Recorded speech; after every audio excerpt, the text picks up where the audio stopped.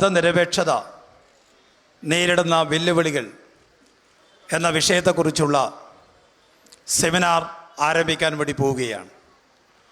നമ്മുടെ രാജ്യം ഇന്ന് മോഡി സർക്കാരിൻ്റെ ഭരണത്തിന് കീഴിൽ രാജ്യത്തിൻ്റെ അടിസ്ഥാന സ്വഭാവമായ മതനിരപേക്ഷത തകർക്കാനുള്ള ആസൂത്രിതമായ നീക്കങ്ങൾ നടന്നുകൊണ്ടിരിക്കുകയാണ്.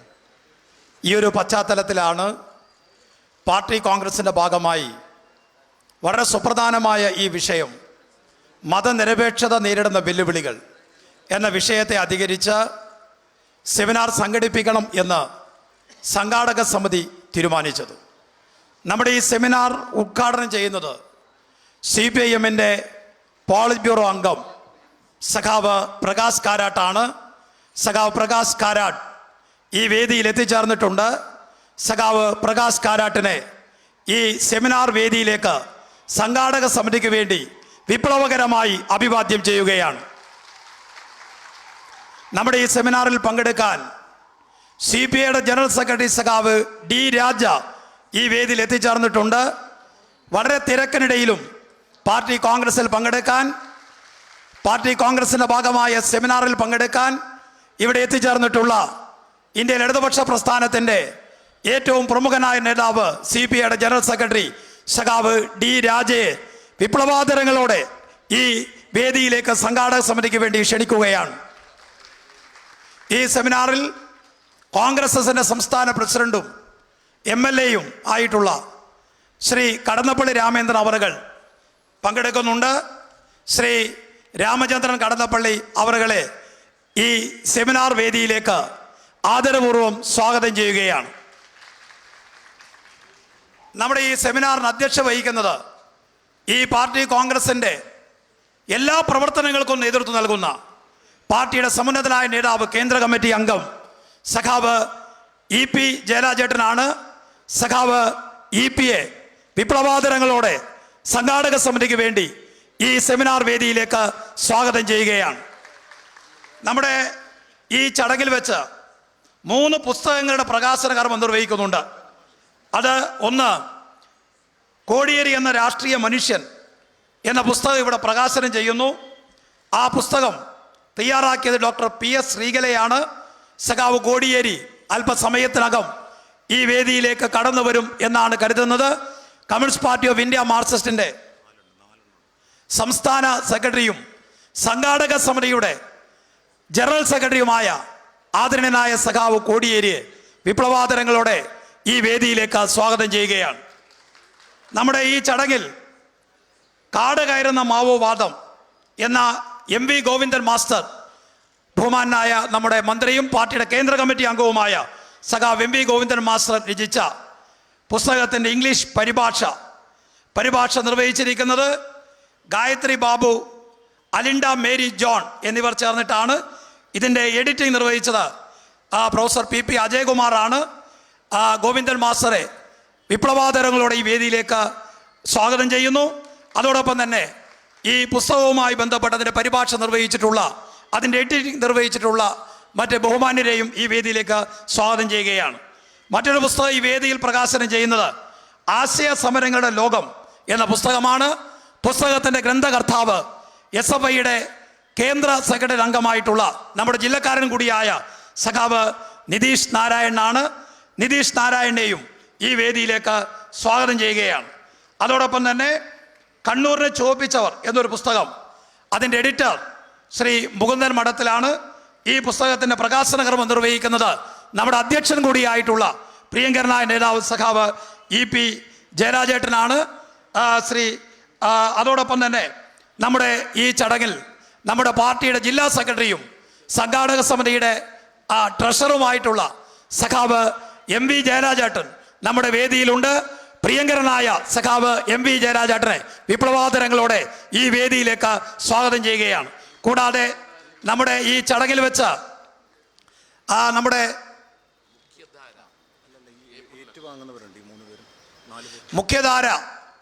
നമ്മുടെ മുഖ്യധാരയുടെ പുതിയ പതിപ്പ് ഏപ്രിൽ അക്കം ഇവിടെ വെച്ച് പ്രകാശനം ചെയ്യുന്നുണ്ട്. ആ കാര്യം കൂടി നിങ്ങളുമായി പങ്കുവെക്കാൻ ആഗ്രഹിക്കുകയാണ്. ഇവിടെ പ്രകാശനം ചെയ്യുന്ന പുസ്തകങ്ങൾ ഏറ്റുവാങ്ങുന്നത് ഡോക്ടർ K അജയകുമാർ, കോടിയേരി എന്ന രാഷ്ട്രീയ മനുഷ്യൻ എന്ന പുസ്തകം PS ശ്രീകല തയ്യാറാക്കിയിട്ടുള്ള പുസ്തകം ഇവിടെ ഏറ്റുവാങ്ങുന്നത് SN കോളേജിൻ്റെ പ്രിൻസിപ്പൽ ബഹുമാനായ ഡോക്ടർ K അജയകുമാറാണ്. അതുപോലെ തന്നെ കാട് കയറുന്ന മാവോവാദം എന്ന പുസ്തകത്തിൻ്റെ ഇംഗ്ലീഷ് പരിഭാഷ ആ പുസ്തകം ഇവിടെ ഏറ്റുവാങ്ങുന്നത് doctor TV Ramakrishnan, associate professor, Kannur സർവകലാശാല. അതുപോലെ തന്നെ ആശയ സമരങ്ങളുടെ ലോകം നിതീഷ് നാരായൺ എഴുതിയ പുസ്തകം ഏറ്റുവാങ്ങുന്നത് പ്രൊഫസർ A നിശാന്ത് എന്നിവരാണ്. അവരെയും ഈ ചടങ്ങിലേക്ക് സ്വാഗതം ചെയ്തുകൊണ്ട് പ്രൗഢഗംഭീരമായ ഈ സെമിനാറിൽ അധ്യക്ഷ ഭാഷണം നടത്താൻ പ്രിയങ്കരനായ സഖാവ് EP ജയരാജേട്ടനെ ആദരപൂർവ്വം ക്ഷണിക്കുന്നു.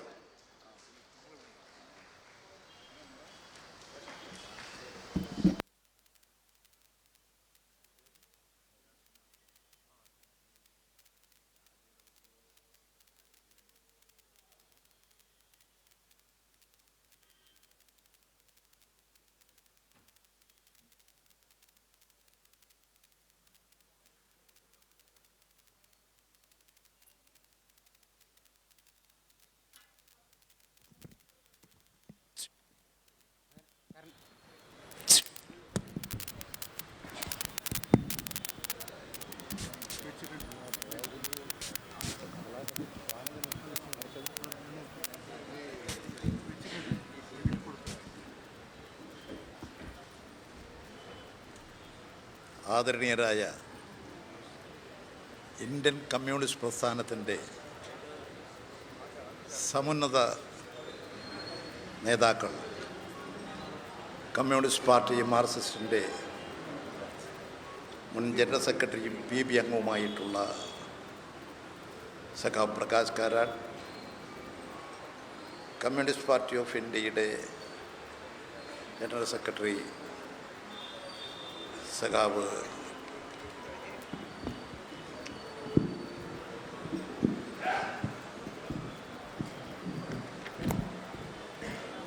D രാജ, വേദിയിൽ സന്നിഹിതരായിട്ടുള്ള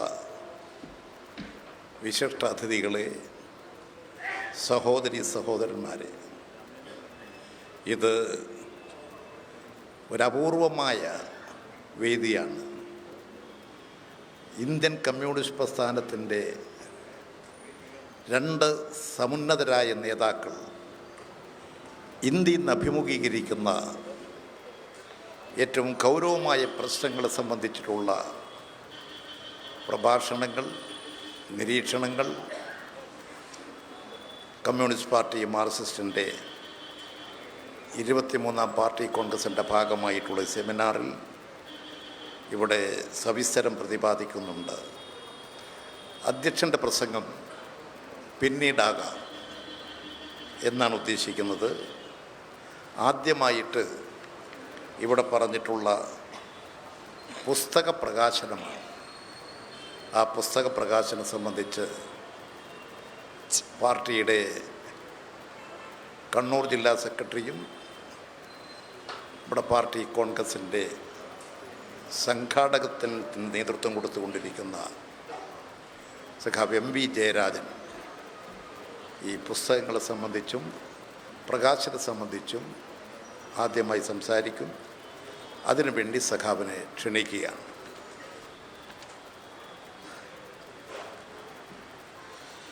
സഹോദരി സഹോദരന്മാരെ, സുഹൃത്തുക്കളെ,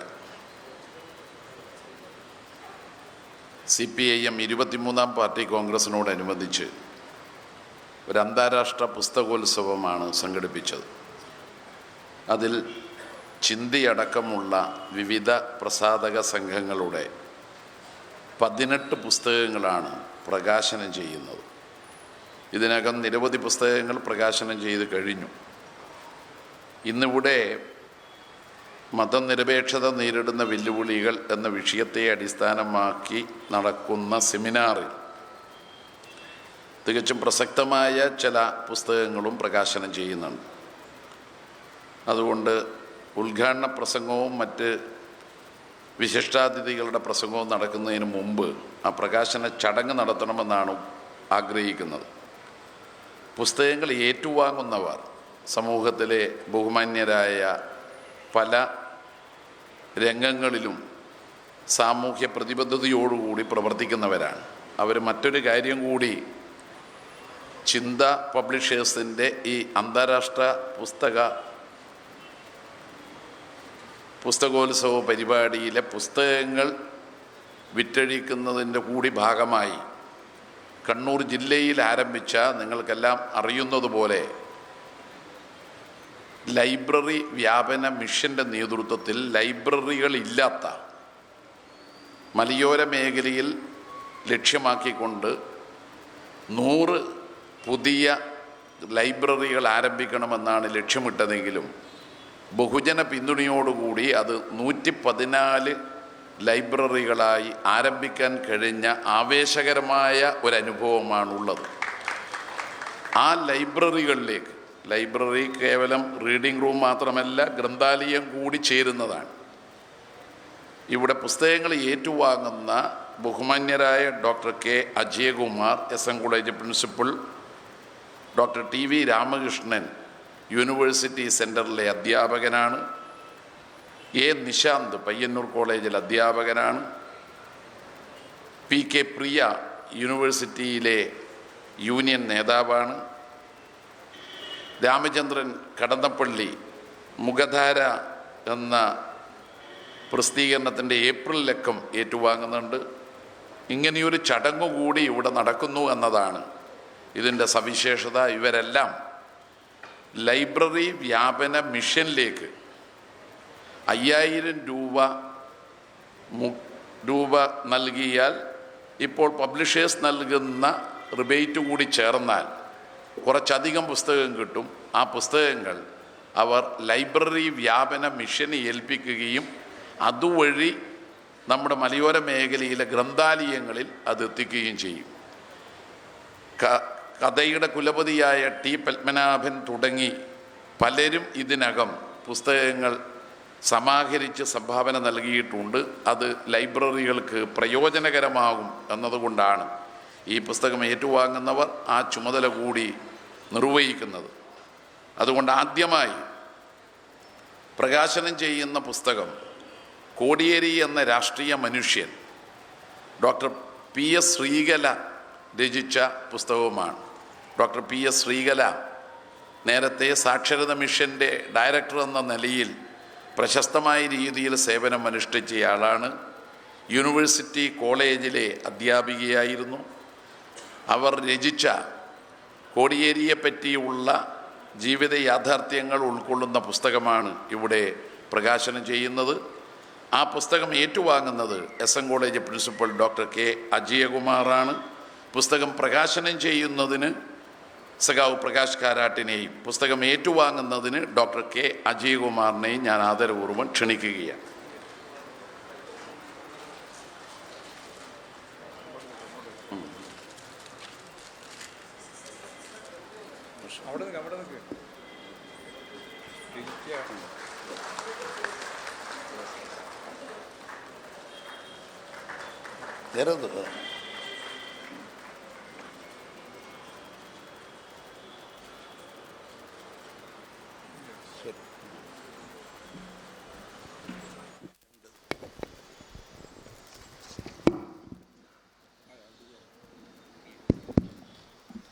രണ്ടാമത്തെ പുസ്തകം MV ഗോവിന്ദൻ മാസ്റ്റർ രചിച്ചതാണ്. കാട് കയറുന്ന മാവോവാദം എന്നതാണ് പുസ്തകം. കാട് കയറ്റേണ്ട ഒന്നാണ്. അത് ഇംഗ്ലീഷ് പരിഭാഷ ഇപ്പോൾ പ്രസിദ്ധീകരിച്ചിരിക്കുകയാണ്.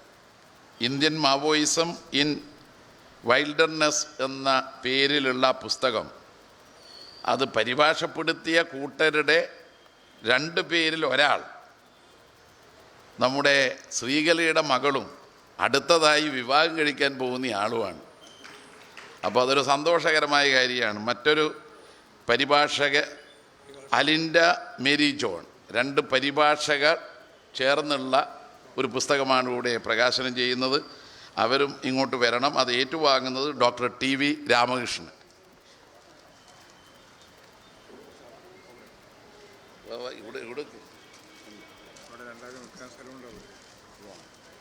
ഒരാളപ്പുറത്തൊന്നും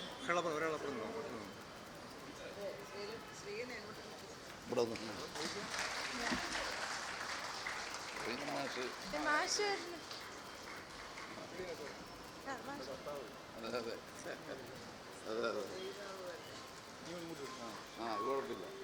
ശരി.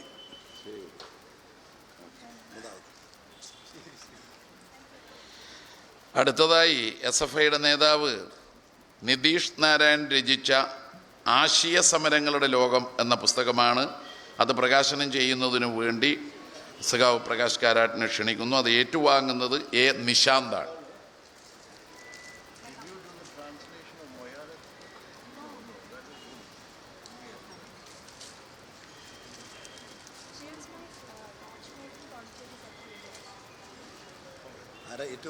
ഏറ്റുവാങ്ങുന്നത് നിശാന്ത്.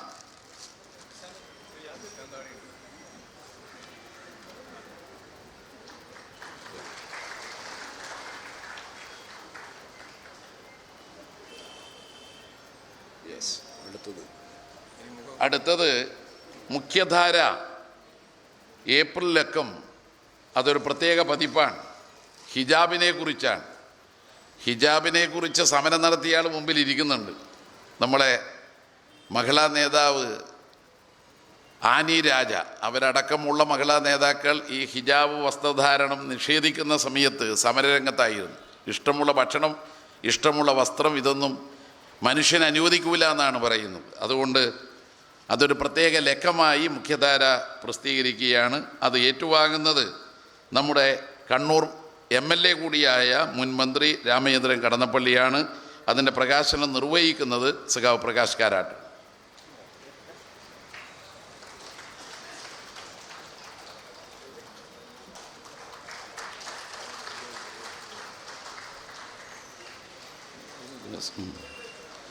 അടുത്ത ഒരു പുസ്തകം സഖാവ് മൂന്നമ്മടത്തിൽ എഡിറ്റ് ചെയ്ത് തയ്യാറാക്കിയ കണ്ണൂർ ജില്ലയിലെ വിവിധ പോരാളികളുടെ ജീവിതകഥയെ ആസ്പദമാക്കിക്കൊണ്ടുള്ള പുസ്തകമാണ്. കണ്ണൂരിനെ ചുവപ്പിച്ചവർ എന്നതാണ് ആ പുസ്തകം.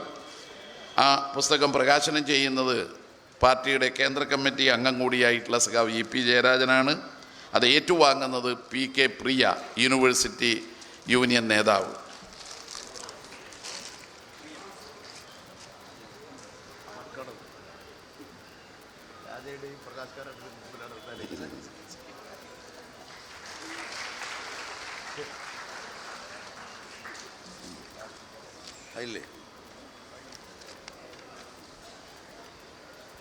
ബഹുമാന്യരെ, സഹോദരി സഹോദരന്മാരെ, ഞാൻ നേരത്തെ പറഞ്ഞതുപോലെ ഈ സെമിനാർ പല സവിശേഷതകളുമുള്ളതാണ്.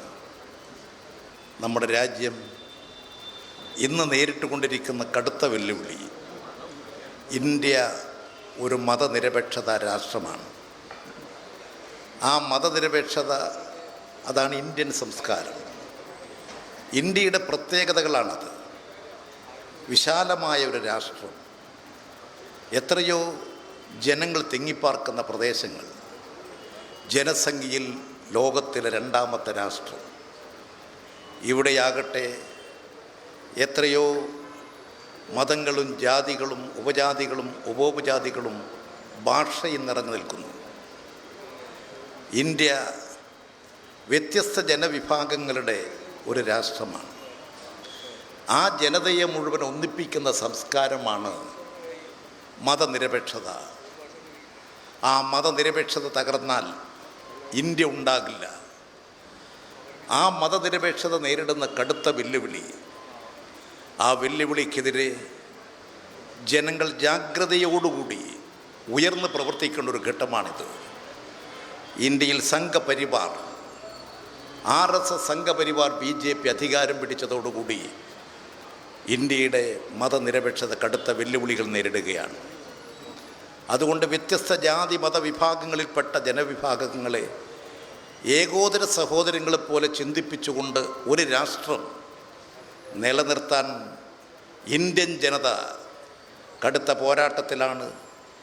ഇന്ത്യൻ സ്വാതന്ത്ര്യ സമര കാലഘട്ടത്തിൽ ബ്രിട്ടീഷ് ഗവൺമെൻറ് ഇന്ത്യൻ സ്വാതന്ത്ര്യ സമരത്തെ തകർക്കാൻ ഉപയോഗിച്ച വ്യത്യസ്തങ്ങളായിട്ടുള്ള സമീപനങ്ങൾ സ്വീകരിച്ചുകൊണ്ട് പ്രവർത്തിച്ചു കൊണ്ടിരിക്കുന്ന വർഗീയ ഫാസിസ്റ്റ് ശക്തികൾക്കെതിരെ ഈ നാടിൻ്റെ ഉയർത്തെഴുന്നേൽപ്പിന് ശക്തിയും കരുത്തും പകരാൻ ഈ പ്രഭാഷണങ്ങളും ഇതിൻ്റെ സന്ദേശങ്ങളും ഉപകരിക്കും എന്ന് പ്രതീക്ഷിച്ചുകൊണ്ട് ഈ സെമിനാർ ഔപചാരികമായി ഉദ്ഘാടനം ചെയ്യാൻ ഇന്ത്യൻ കമ്മ്യൂണിസ്റ്റ് പ്രസ്ഥാനത്തിൻ്റെ കരുത്തനായ പടയാളി പോരാളി നമ്മുടെ എല്ലാം പ്രിയപ്പെട്ട അഭിമാനമായിട്ടുള്ള സഖാവ് പ്രകാശ് കാരാട്ട്, ആദരണീയനായ സഖാവ് പ്രകാശ് കാരാട്ടിനെ ഈ പരിപാടി ഉദ്ഘാടനം ചെയ്യാൻ അഭിമാന പുരസരം ക്ഷണിച്ചുകൊള്ളുന്നു. ഇത് പരിഭാഷപ്പെടുത്തുന്നത് സഖാവ് എം പ്രകാശം മാഷാണ്. മാഷ്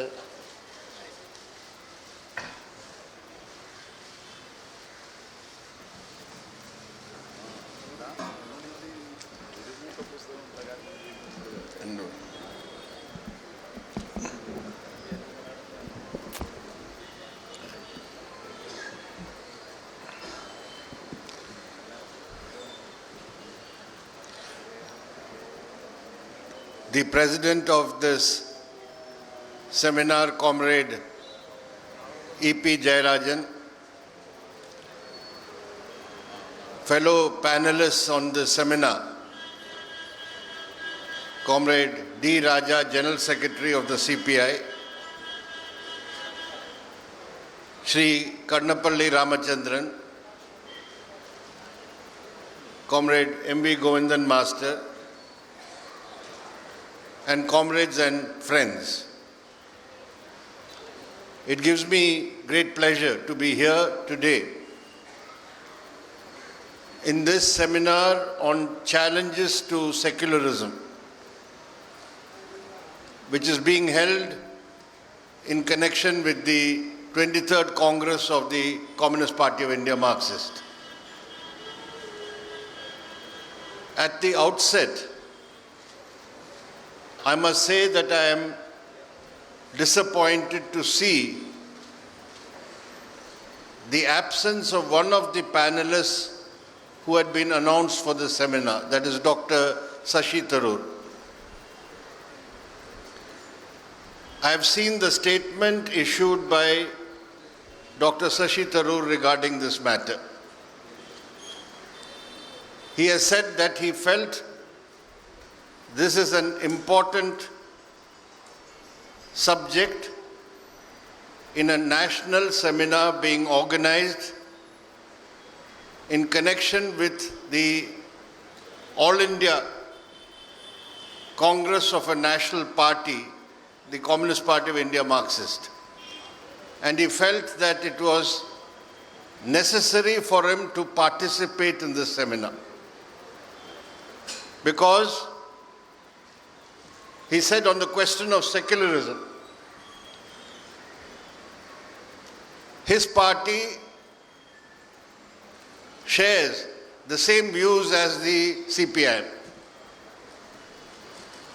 But he also said that his party leadership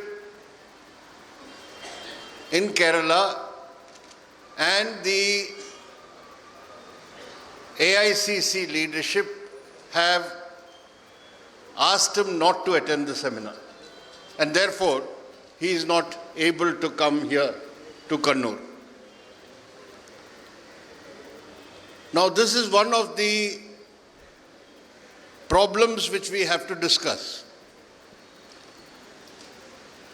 On the one hand, everyone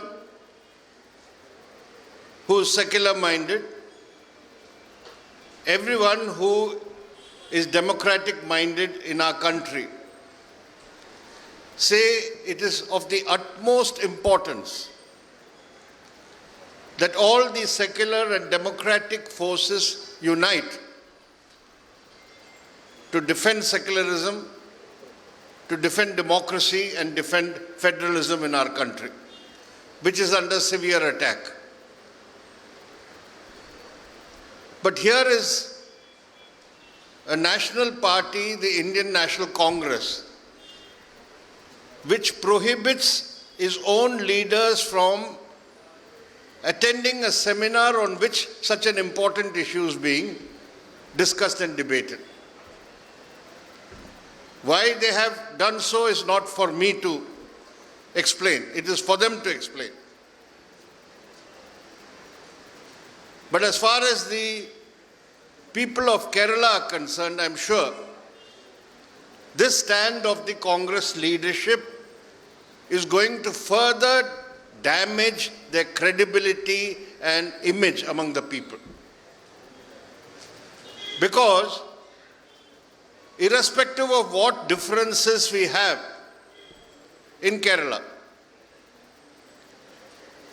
the Congress party may have so many issues of differences with the CPIM and the LDF government here. But on the question of secularism, such a basic principle in our constitution, when that is under attack, where is the question of having a difference? So, I would like to further proceed on this subject only after making this observation.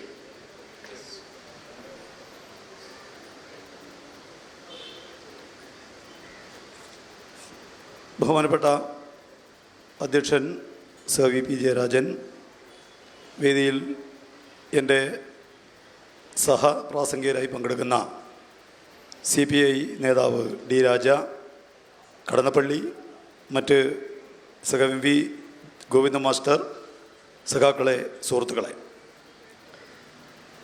പാർട്ടിയുടെ 23-ാം കോൺഗ്രസിൻ്റെ ഭാഗമായി മതനിരപേക്ഷത നേരിടുന്ന വെല്ലുവിളികൾ എന്ന വിഷയം സംബന്ധിച്ചുള്ള ഈ സെമിനാറിൽ പങ്കെടുക്കുന്നത് എന്നെ സംബന്ധിച്ചിടത്തോളം വളരെ സന്തോഷകരമാണ്. എന്നാൽ വിഷയത്തിൻ്റെ വിശദാംശങ്ങളിൽ കടക്കുന്നതിന് മുമ്പ് വളരെ ഗൗരവമുള്ള ഒരു കാര്യം ഇവിടെ രേഖപ്പെടുത്തേണ്ടതുണ്ട് എന്ന് ഞാൻ കരുതുകയാണ്. ഇവിടെ ഈ പരിപാടിയിൽ പങ്കെടുക്കേണ്ടുന്ന ഒരു പ്രതീതി ഡോക്ടർ ശശി തരൂർ പങ്കെടുക്കുന്നില്ല എന്നുള്ള കാര്യം തികച്ചും ഖേദകരമാണ്. ഈ വിഷയം സംബന്ധിച്ച് ശശി തരൂർ രേഖപ്പെടുത്തിയിട്ടുള്ള അഭിപ്രായം ഞാൻ കാണുകയുണ്ടായി. അദ്ദേഹം പറഞ്ഞത് ഈ വിഷയം വളരെ പ്രധാനപ്പെട്ട ഒരു വിഷയമാണ്. ഈ വിഷയത്തിൽ ഒരു ദേശീയ സെമിനാർ ഒരു ദേശീയ പാർട്ടി CPM നടത്തുന്നു എന്നുള്ളത് ഏറ്റവും സന്തോഷകരമായിട്ടുള്ള ഒരു സംഗതിയാണ്. ഇതിൽ പങ്കെടുക്കേണ്ടത് വളരെ പ്രധാനപ്പെട്ട ഒരു കാര്യമായാണ് ഞാൻ പരിഗണിക്കുന്നത്. കാരണം മതനിരപേക്ഷതയുടെ വിഷയത്തിൽ എൻ്റെ പാർട്ടിയും CPM തമ്മിൽ ഏതെങ്കിലും നിലക്കുള്ള അഭിപ്രായ വ്യത്യാസങ്ങളില്ല. പക്ഷേ കേരളത്തിലെ പാർട്ടി നേതൃത്വവും അഖിലേന്ത്യാ കോൺഗ്രസ് കമ്മിറ്റിയുമെല്ലാം ഇതിൽ പങ്കെടുക്കാൻ പാടില്ല എന്ന് പറഞ്ഞതിൻ്റെ അടിസ്ഥാനത്തിൽ എനിക്ക് പരിപാടിയിൽ പങ്കെടുക്കാൻ സാധിക്കുന്നില്ല. ഈ വിഷയം വളരെ ഗൗരവത്തോടെ നാം ചർച്ച ചെയ്യേണ്ടുന്ന ഒരു വിഷയമാണ്. മതനിരപേക്ഷതയുടെ കാര്യത്തിൽ ഏതെങ്കിലും നിലക്കുള്ള അഭിപ്രായ വ്യത്യാസങ്ങൾ രാജ്യത്തുള്ള മതനിരപേക്ഷ പാർട്ടികൾ തമ്മിലില്ല. ജനാധിപത്യ വിശ്വാസികൾക്കും അത്തരം നിലപാട് തന്നെയാണ്. എന്നാൽ ഈ നിലപാട് വളരെ പ്രയാസമുണ്ടാക്കുന്ന ഒന്നാണ്. ജനാധിപത്യത്തെ തകർക്കുന്നതിന് വേണ്ടി, മതനിരപേക്ഷതയെ തകർക്കുന്നതിന് വേണ്ടിയുള്ള ശ്രമങ്ങൾ നടക്കുന്ന ഇത്തരമൊരു സന്ദർഭത്തിൽ ഈ വിഷയത്തെ സംബന്ധിച്ചുള്ള സംസാരത്തിൽ പങ്കെടുക്കുന്നതിന് ഒരു ദേശീയ പാർട്ടി അതിൻ്റെ നേതാക്കളെ നിരോധിക്കുന്നു എന്നുള്ള വിഷയം വളരെ ഗൗരവത്തോടെ നാം ചർച്ച ചെയ്യേണ്ടുന്ന ഒന്നാണ്.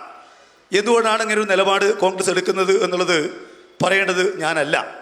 പക്ഷേ ഇത് കോൺഗ്രസിൻ്റെ വിശ്വാസ്യതയെ കൂടുതൽ തകർക്കുന്ന ഒന്നാണ് എന്ന കാര്യത്തിൽ യാതൊരു തർക്കവുമില്ല. കേരളത്തിൽ പല അഭിപ്രായ വ്യത്യാസങ്ങളുണ്ടാവാം. ഇടതുപക്ഷ ജനാധിപത്യ മുന്നണിയും CPM തമ്മിൽ കോൺഗ്രസിന് പല അഭിപ്രായ വ്യത്യാസങ്ങളും ഉണ്ടാവാം. പക്ഷേ മതനിരപേക്ഷതയുടെ കാര്യത്തിൽ ഭരണഘടന ഉറപ്പ് നൽകുന്ന ഈ മൗലികമായ വിഷയത്തിൽ യാതൊരു നിലയിലുള്ള അഭിപ്രായ വ്യത്യാസങ്ങൾ നിലനിൽക്കുന്നതല്ല. എന്താണ് ഇവിടെ ഈ ഇത്തരം ഒരു നിലപാടിന് സാങ്കത്യമുള്ളത്? തീർച്ചയായും ഇത് വളരെ ഗൗരവത്തോടെ നാം ചർച്ച ചെയ്യേണ്ടുന്നൊരു വിഷയമാണ്. ഇത് പറഞ്ഞുകൊണ്ട് ഈ വിഷയത്തിലേക്ക് കടക്കണം എന്നാണ് ഞാൻ ആഗ്രഹിക്കുന്നത്. I would like to just make some points which I think are relevant regarding the serious danger and threat to secularism in our country today. For us, secularism is something which has developed as a value to cherish from the time of our freedom struggle, because it is in the fight for independence that we emerged as Indians, irrespective of religion, caste, language, or region. And it is the national struggle for freedom which brought together the diverse peoples and bound them together as Indians.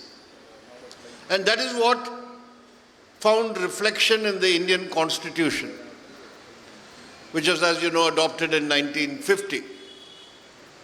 And there are articles of the Constitution which state clearly that the state has no religion, the state does not prefer any particular religion, and the state-run or state-funded educational institutions cannot have any religious instruction.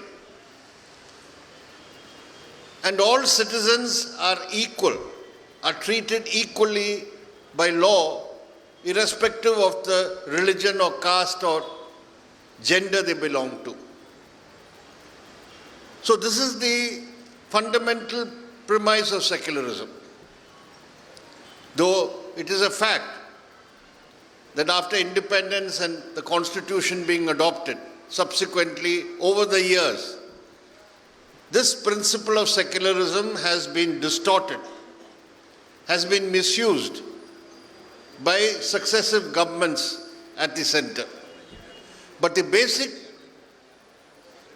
fundamental principle of secularism finds its place in our Constitution. ഈ വിഷയം സംബന്ധിച്ച് വളരെ പ്രധാനപ്പെട്ട ചില കാര്യങ്ങൾ ഞാൻ നിങ്ങളുടെ ശ്രദ്ധയിൽപ്പെടുത്താൻ ആഗ്രഹിക്കുകയാണ്. മതനിരപേക്ഷത ഒരു ദിവസം ഉയർന്നു വന്നിട്ടുള്ള ഒരാശയമല്ല. മതനിരപേക്ഷത നേരിടുന്ന ചില വെല്ലുവിളികൾ വളരെ ഗൗരവത്തോടെ നാം പരിശോധിക്കേണ്ടതുണ്ട്. മതനിരപേക്ഷതയുടെ സങ്കല്പം ദേശീയ പ്രസ്ഥാനത്തിൻ്റെ കാലത്ത് തന്നെ ഉയർന്നു വന്നിട്ടുള്ള ഒന്നാണ്. വ്യത്യസ്തങ്ങളായിട്ടുള്ള ജാതി, മത, ലിംഗ ചിന്താഗതികളെല്ലാം ഉള്ളൊരു നാട്ടിൽ മതം, ജാതി, ഭാഷ, പ്രദേശം ഇതിനെല്ലാം അതീതമായി ഉയർന്നു വന്നിട്ടുള്ള ഒരു സങ്കല്പനമാണ് മതനിരപേക്ഷത. അത് രാജ്യത്തുള്ള ജനങ്ങളെയാകെ ഒരു ചങ്ങലയിലെ കണ്ണികളെ പോലെ കോർത്തിണക്കുന്ന ഒരു വികാരമാണ്. ഇതിൻ്റെ അടിസ്ഥാനത്തിലാണ് 1950 നമ്മുടെ രാജ്യം ഒരു സ്വതന്ത്ര പരമാധികാര റിപ്പബ്ലിക്കായി തീർന്ന സമയത്ത് മതനിരപേക്ഷതയുടെ ആശയം നമ്മുടെ ഭരണഘടനയുടെ അടിസ്ഥാന ആശയമായി ഉയർന്നു വന്നത്. നമ്മുടെ ഭരണഘടന പറയുന്നത് ഭരണകൂടത്തിന് പ്രത്യേകമായ മതമില്ല, പ്രത്യേകമായ മതത്തോട് മമതയില്ല. രാജ്യത്തിൻ്റെ സമ്പത്ത് മതാടിസ്ഥാനത്തിലല്ല വീതിക്കപ്പെടുന്നത്. മതം, ജാതി, ലിംഗം ഈ പരിഗണനയൊന്നുമില്ലാതെ എല്ലാ ഇന്ത്യക്കാരും പൗരന്മാരാണ്. എല്ലാവർക്കും തുല്യമായിട്ടുള്ള സ്ഥാനമാണ്. നിരവധി വർഷങ്ങളിലെ നിരന്തരമായ ശ്രമങ്ങളിലൂടെ, പോരാട്ടങ്ങളിലൂടെയാണ് മതനിരപേക്ഷതയുടെ ഈ ആശയം ഇന്ത്യ രാജ്യത്ത് ഉയർന്നു വന്നത്. നിർഭാഗ്യവശാൽ പിന്നീട് രാജ്യത്ത് അധികാരത്തിൽ വന്നിരിക്കുന്ന ഗവൺമെൻറ്റുകൾ മതനിരപേക്ഷതയുടെ ഭരണഘടന ഉയർത്തിപ്പിടിക്കുന്ന അടിസ്ഥാന ആശയങ്ങളെ വികലമാക്കി എന്നുള്ളതാണ് നമുക്ക് കാണാൻ വേണ്ടി കഴിയുന്ന വസ്തുത. Now we have in the central government a party, the Bharatiya Janata Party, which is run and controlled by the RSS, the Rashtriya Swayamsevak Sangh, which is an anti-secular party or an anti-secular force, because the BJP believes in Hindutva, which is the shorthand for establishing a Hindu Rashtra in the country, which is the ultimate aim of the RSS. So with such a party in power and with the RSS controlling this party and the levers of power, we are seeing a process of desecularization of the Indian state and a process of installing majoritarianism, that is the majoritarian religion, as the dominant ideology of the state. This is the fundamental challenge or threat to what is the secular principle in our Indian state and constitution.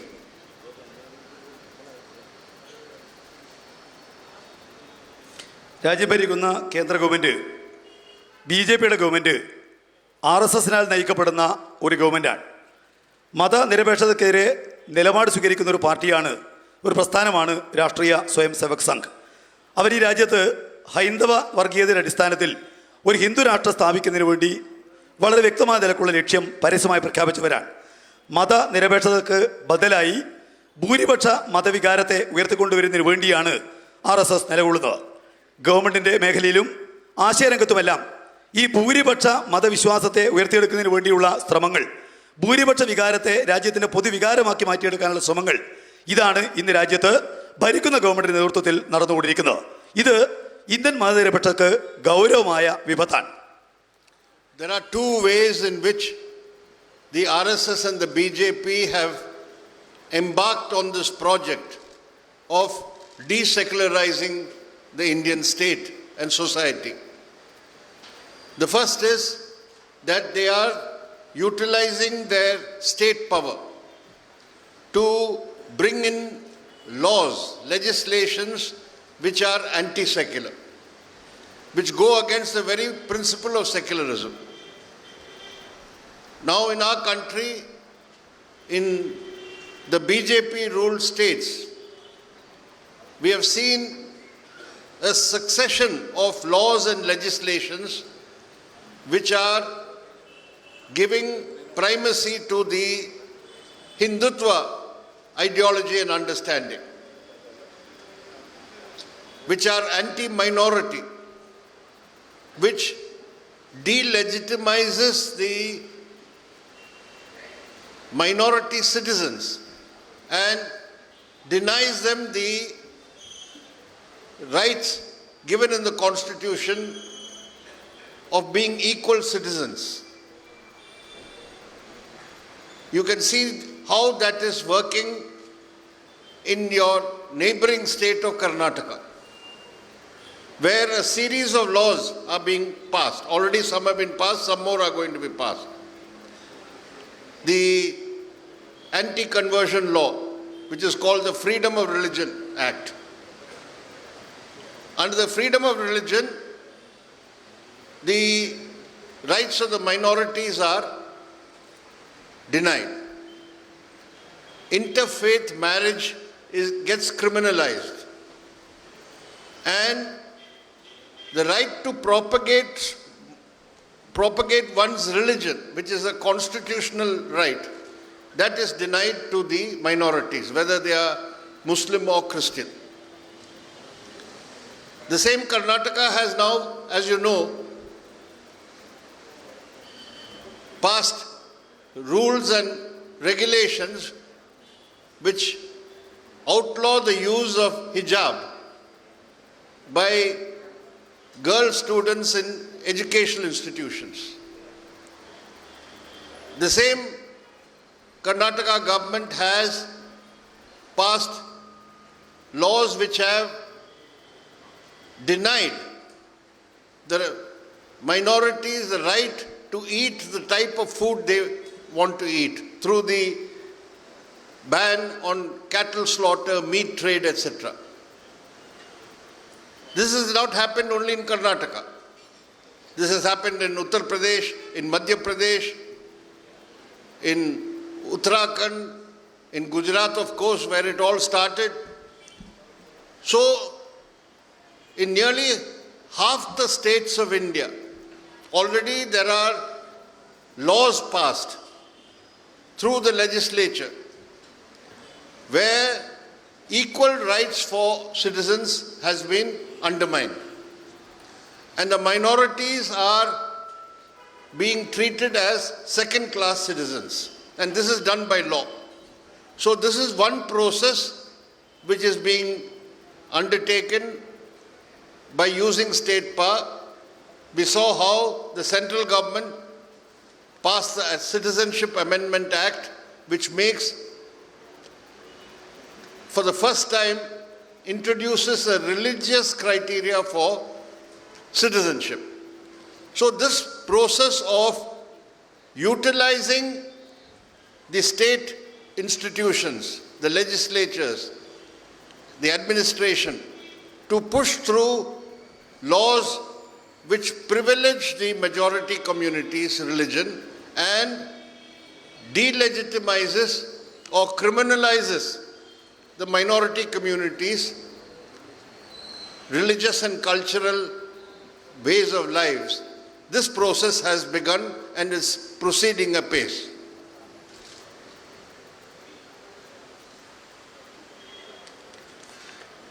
രണ്ട് വഴികളിലൂടെയാണ് RSS BJP വിഭാഗം തങ്ങളുടെ ഈ പദ്ധതി നടപ്പാക്കുന്നത്. മതനിരപേക്ഷത തകർക്കുന്നതിന് വേണ്ടിയുള്ള ഈ പ്രവർത്തനങ്ങൾ മുന്നോട്ട് കൊണ്ടുപോകുന്നത്. ഒന്ന്, തങ്ങളുടെ ഭരണ സംവിധാനത്തെ, ഭരണത്തിലെ അധികാരത്തെ ഉപയോഗിച്ചുകൊണ്ടാണ് മതനിരപേക്ഷ വിരുദ്ധമായ നിയമങ്ങൾ രാജ്യത്തിലെ സംസ്ഥാന ഗവൺമെൻറ്റുകളും BJP നയിക്കുന്ന സംസ്ഥാന ഗവൺമെൻറ്റുകളും അതുപോലെ കേന്ദ്ര ഗവൺമെൻറ്റുകളും കൊണ്ടുവരികയാണ്. BJP ഭരിക്കുന്ന നിരവധി സംസ്ഥാനങ്ങളിൽ ഇത്തരത്തിലുള്ള നിയമങ്ങൾ ഒന്നിനു പിറകെ മറ്റൊന്നായി കടന്നു വരികയാണ്. ഹിന്ദുത്വ ആശയത്തിൽ ഊന്നിയിട്ടുള്ള ന്യൂനപക്ഷ വിരുദ്ധങ്ങളായ നിയമങ്ങളാണ് ഇത്തരം പ്രദേശങ്ങളിലെല്ലാം തന്നെ നടപ്പാക്കപ്പെടുന്നത്. ഭൂരിപക്ഷ വിഭാഗങ്ങൾക്ക് ഭരണഘടന നൽകുന്ന തുല്യ പൗരത്വ അധികാരം, ഈ അധികാരത്തെ വെല്ലുവിളിക്കുന്ന നിയമങ്ങളാണ് ഈ നിയമങ്ങൾ എന്നുള്ള നിലക്ക് വന്നുകൊണ്ടിരിക്കുന്നത്. ഇപ്പോൾ നമ്മുടെ തൊട്ടയൽ സംസ്ഥാനമായിട്ടുള്ള കർണാടകത്തിൽ നിരവധി നിയമങ്ങളാണ് ഇതുമായി ബന്ധപ്പെട്ട് ഈ കാലത്ത് ഉയർന്നു വന്നിട്ടുള്ളത്. ഫ്രീഡം ഓഫ് റിലീജിയൻ ആക്ട് എന്ന പേരിൽ യഥാർത്ഥത്തിൽ മതം മാറ്റ നിരോധനത്തിനുള്ള നിയമമാണ് ആ സംസ്ഥാനത്ത് കൊണ്ടുവന്നിട്ടുള്ളത്. രണ്ട് മതത്തിൽപ്പെട്ട ആളുകളുടെ കല്യാണം അത് നിരോധിക്കുന്ന ഒരു നില ഉണ്ടാവുകയാണ്. മതം പ്രചരിപ്പിക്കാനുള്ള അധികാരം മൗലികമാണ്. ഏത് മതക്കാർക്ക് സ്വന്തം മതത്തിൻ്റെ സിദ്ധാന്തങ്ങൾ പ്രചരിപ്പിക്കാം. എന്നാൽ ന്യൂനപക്ഷ മതങ്ങൾക്ക്, അത് ഇസ്ലാം മതം, ക്രിസ്തു മതം തുടങ്ങിയ മതങ്ങൾക്ക് തങ്ങളുടെ മത സിദ്ധാന്തങ്ങൾ പ്രചരിപ്പിക്കാനുള്ള അവകാശത്തെ നിഷേധിക്കുന്നതിന് വേണ്ടിയാണ് ഈ നിയമം കൊണ്ടുവന്നിട്ടുള്ളത്. അതോടൊപ്പം തന്നെ കർണാടകത്തിൽ സമീപകാലത്ത് വിദ്യാർത്ഥികൾക്ക്, പ്രത്യേകിച്ച് കോളേജുകൾ പഠിക്കുന്ന അവിടെയുള്ള വനിതകളായിട്ടുള്ള വിദ്യാർത്ഥികൾക്ക് ഹിജാബ് ധരിക്കാനുള്ള അവകാശം നിഷേധിക്കുന്ന നിയമനിർമ്മാണം വന്നു. ഇഷ്ടമുള്ള ഭക്ഷണം കഴിക്കാനുള്ള അവകാശം നിഷേധിക്കുകയാണ്. ഇവിടെ മാംസാഹാരവുമായി ബന്ധപ്പെട്ടുകൊണ്ടും അതുപോലെ തന്നെ ഭക്ഷണവുമായി ബന്ധപ്പെട്ടുകൊണ്ടും തങ്ങൾക്ക് ഇഷ്ടമുള്ള ഭക്ഷണം കഴിക്കാനുള്ള അവകാശത്തെ നിഷേധിക്കുന്ന നിയമങ്ങൾ അതാണ് ആ സംസ്ഥാനത്ത് കൊണ്ടുവന്നിട്ടുള്ളത്. ഇത് കേവലം കർണാടകത്തിൽ മാത്രമല്ല, രാജ്യത്തിൻ്റെ പകുതി സംസ്ഥാനങ്ങളിൽ ഇത്തരം നിയമങ്ങൾ കൊണ്ടുവന്നിരിക്കുകയാണ്. ഇത് ന്യൂനപക്ഷ ജനങ്ങൾക്കടക്കം തുല്യ പൗരത്വം എന്നുള്ള അവകാശത്തെ പൂർണ്ണമായിട്ടും നിഷേധിക്കുന്ന ഒന്നാണ്.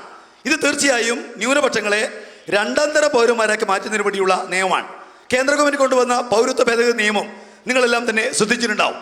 പൗരത്വം എന്ന് പറയുന്നത് രാജ്യത്തുള്ള ജനങ്ങളുടെ ജീവിതത്തെയും ജനത്തെയും ആശ്രയിച്ച് നിൽക്കുന്ന ഒന്നാണ്. എന്നാൽ ചരിത്രത്തിലാദ്യമായി മതം കൂടി ഒരു പരിഗണനാ വിഷയമായി ആ മേഖലക്കകത്ത് ഉയർത്തിക്കൊണ്ടുവരികയാണ്. ആ നിലക്കാണ് പൗരത്വ നിയമം ഇപ്പോൾ കേന്ദ്ര ഗവൺമെൻറ് കൊണ്ടുവന്നിട്ടുള്ളത്. ഇവിടെ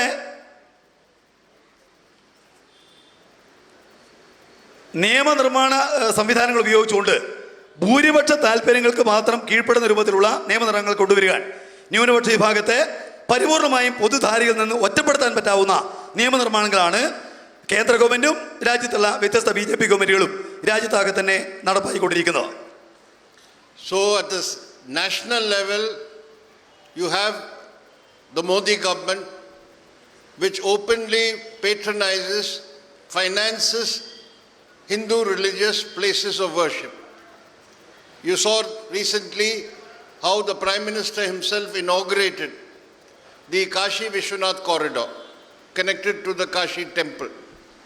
The funds for that came from the government, the state government, and the inauguration of that was done as a state function. Just as the foundation ceremony of the Ram temple at Ayodhya, in which the Prime Minister participated, was also became more or less a state function. So here, step by step, the state is openly patronizing one religion, the practices of that religion, and funds those activities. There's nothing more anti-secular than this, because the basic conception of secularism is the separation of the state and religion. It is not that the state can intervene, patronize any religion, whether it's the majority religion or the minority religion. The state has to be separate from religion. That has been completely given the go-by today. ദേശീയാടിസ്ഥാനത്തിൽ തന്നെ Modi government Hindu ആരാധനാ കേന്ദ്രങ്ങളെ സാമ്പത്തികമായി ഉൾപ്പെടെ പ്രത്യക്ഷമായി സഹായിക്കുകയാണ്.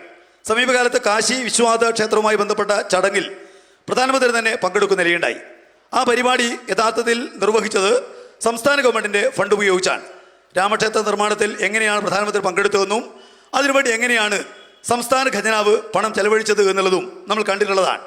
ഒരു മതത്തെ കൃത്യമായി പ്രോത്സാഹിപ്പിക്കുന്ന, അവരെ സാമ്പത്തികമായി തന്നെ സഹായിക്കുന്ന ഒരു നിലപാടാണ് ഈ കാര്യങ്ങളിൽ ഗവൺമെൻറ് സ്വീകരിക്കുന്നത്. ഇത് ഇന്ത്യ ഉയർത്തിപ്പിടിക്കുന്ന മതനിരപേക്ഷതയുടെ ആശയങ്ങൾക്കെതിരാണ്. മതനിരപേക്ഷത വ്യക്തമായും അടിസ്ഥാനമാക്കുന്നത് ഭരണകൂടം മതത്തിൽ നിന്ന് വേറിട്ട് നിൽക്കണം, അത് രണ്ടും തമ്മിൽ വ്യത്യാസമാണെന്നുള്ളതാണ്. ഈ അടിസ്ഥാന ആശയത്തെ തന്നെ നിരാകരിക്കുന്ന ഒന്നാണ് യഥാർത്ഥത്തിൽ കേന്ദ്ര ഗവൺമെൻറ് ഈ കാര്യങ്ങൾ സ്വീകരിക്കുന്നത്. ഇത് ഇന്ത്യ ഒരുപാട് കാലമായിട്ട് ഉയർത്തിക്കൊണ്ടുവന്നിരിക്കുന്ന മതനിരപേക്ഷത എന്ന് പറയുന്ന അടിസ്ഥാന ആശയത്തിന് തികച്ചും തത്വത്തിലും പ്രയോഗത്തിലും എതിരാണ്. The other level in which secularism is under attack or being destroyed is among the people. At the ground level, the RSS and its outfits, the various Hindutva outfits going by various names, they are targeting the minorities, attacking their livelihood, preventing them from carrying on their trade and other occupations, and making it clear that they cannot be treated as equal citizens of this country. Today there are parts of in some cities in Madhya Pradesh, like Indore, where Muslim traders cannot enter to sell their goods in Hindu localities. They have been driven out, beaten and assaulted and driven out. And the police will lodge cases against them, not those who attacked them. There are places where Muslim auto rickshaw drivers, if they go into Hindu localities, they are attacked. This has happened in many towns and cities in Uttar Pradesh and Madhya Pradesh. And because a large number of Muslims are there in the meat trade, they are the butchers and they sell meat. In many places, they are prohibited from carry on their trade. So it is an attack not only on their democratic rights, it's an attack on their livelihoods to prevent them from living as full citizens of this country. So this is happening in a large scale in parts of northern India, in western India, and now in Karnataka. And the traditional interrelationship between different communities, whether Hindu or Muslim, their social and cultural relationship and ties are now being disrupted and destroyed. So both at the level of the people and at the level of the state, you are seeing that a full-scale onslaught is there against secular values and to destroy the secular fabric of our society. മതനിരപേക്ഷതക്കെതിരെയുള്ള ഈ ശക്തികളുടെ രണ്ടാമത്തെ ആക്രമണം നടക്കുന്നത് ഹിന്ദുത്വ ശക്തികൾ പല പേരുകളിൽ, അവർ പ്രവർത്തിക്കുന്നത് പല പേരുകളിലാണ്. ന്യൂനപക്ഷങ്ങൾക്കെതിരെ നടത്തുന്ന അതിക്രമങ്ങളിലാണ്. അവരുടെ ആരാധനാ സംവിധാനങ്ങൾ മാത്രമല്ല ആക്രമിക്കപ്പെടുന്നത്, അവരുടെ തൊഴിലും വ്യാപാരം ഉൾപ്പെടെ ആക്രമിക്കപ്പെടുകയാണ്. തുല്യ പൗരന്മാരായി അവരെ പരിഗണിക്കാൻ സന്നദ്ധമല്ല എന്നാണ് ഇതെല്ലാം വ്യക്തമാക്കുന്നത്.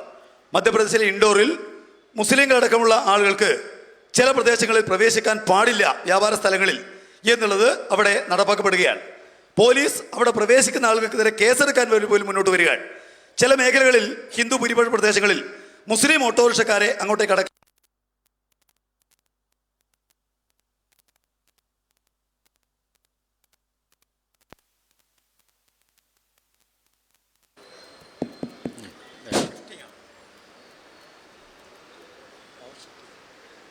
അയ്യോ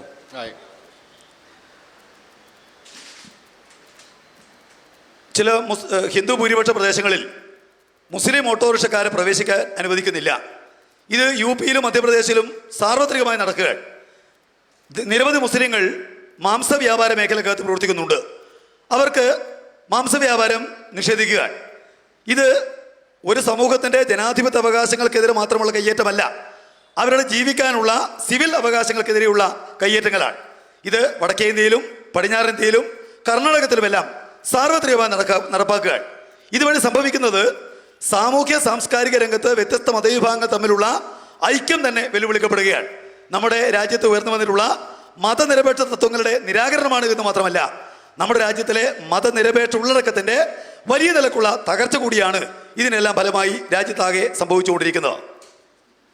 We should not see this attack on secularism in isolation from the attack on democracy and the attack on federalism in our country.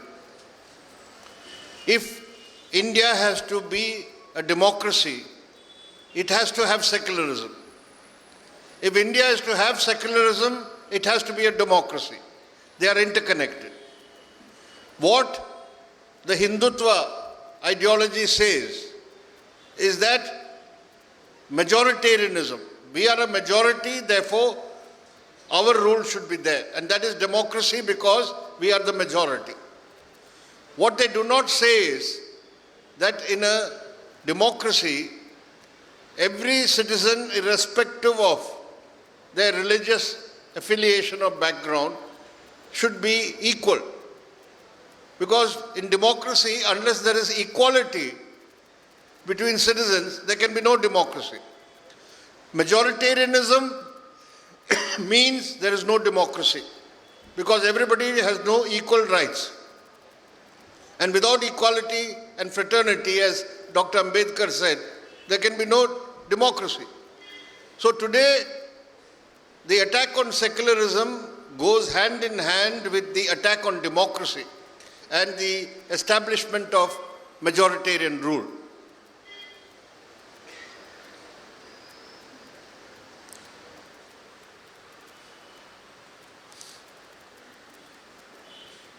ഈ ആക്രമണങ്ങൾ കേവലമായി ഒറ്റപ്പെട്ടതായി നമുക്ക് കാണാൻ കഴിയില്ല. മതനിരപേക്ഷതക്കെതിരെയുള്ള ആക്രമണങ്ങൾ യഥാർത്ഥത്തിൽ ജനാധിപത്യത്തിനെതിരെ കൂടിയുള്ള ആക്രമണമാണ്. ഇതിനെ രണ്ടിനെയും നമുക്ക് വേർതിരിച്ച് കാണാവുന്ന ഒന്നല്ല. മതനിരപേക്ഷത നിലനിന്നുകൊണ്ടല്ലാതെ ജനാധിപത്യം പൂർണ്ണമാക്കാനാവില്ല.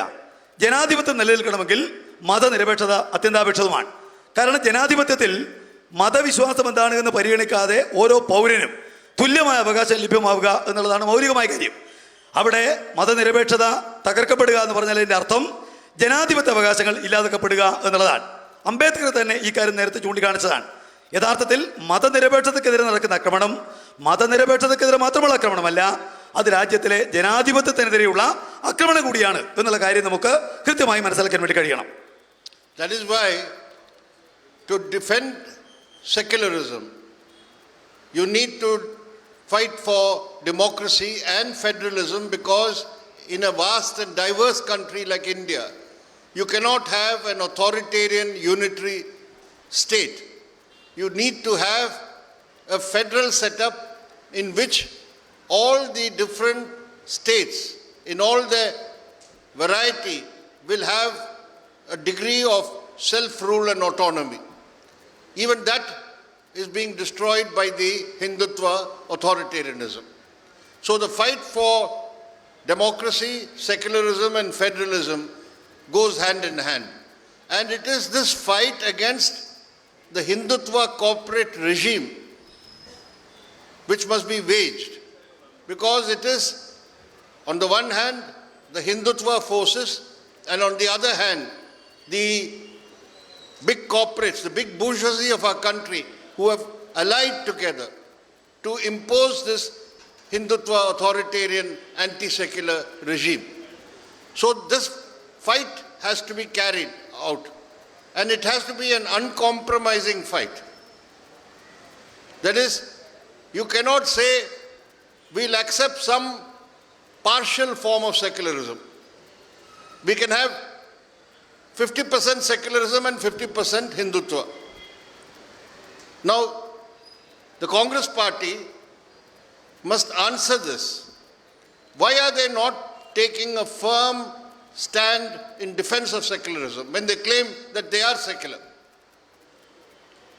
Recently in Gujarat, the government there declared that the Bhagavad Gita will be taught in schools from class 6 to class 12. As part of the syllabus, Bhagavad Gita will be taught. That announcement was supported by the Congress party, the main opposition party in Gujarat. They thought if we oppose this, we will become unpopular.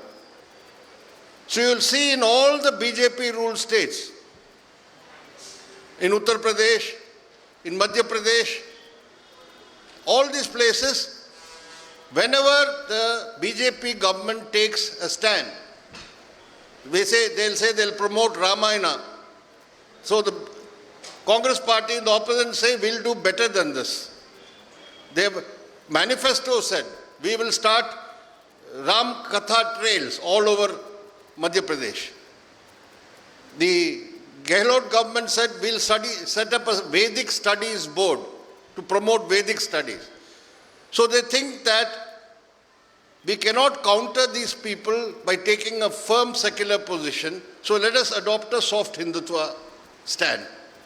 This is not going to help fight the Hindutva forces. They'll only gain further strength.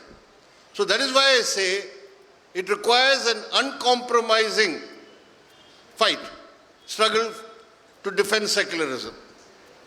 And that example has been set here by the LDF government in Kerala. The first state government and assembly to pass a resolution against the CA, the Citizenship Amendment Act, was in Kerala. Then some other states also followed. So here in Kerala, the government, the LDF government here will not adopt any policy which will discriminate against citizens or people based on religion, caste or creed. That is the type of firm resolve we must have to defend secular democracy. But unfortunately, there are still some secular parties and forces who are not able to take this firm resolve. That is why it is very necessary for the left parties, for the left forces of this country to take the lead. To not only, it is not a defensive battle to defend secularism. It is a struggle to rally all sections of the people, to struggle for their basic rights, their economic rights, their livelihoods, and at the same time, in that process, build the unity of the people, build the unity of the working people, which will act as a bulwark against the anti-secular Hindutva forces. So I hope that in the coming days, as far as our party is concerned, we are going to give priority or importance to the fight against the Hindutva communal regime. That fight means carrying on the fight against the neoliberal economic policies of the Modi government and combine that struggle with the struggle to protect secularism, the struggle to defend democracy, and the struggle to defend federalism. So this is the challenge we have to meet, we have to undertake, and I'm sure with the unity that we can forge of all the left democratic and secular forces, we will succeed in this task. Thank you.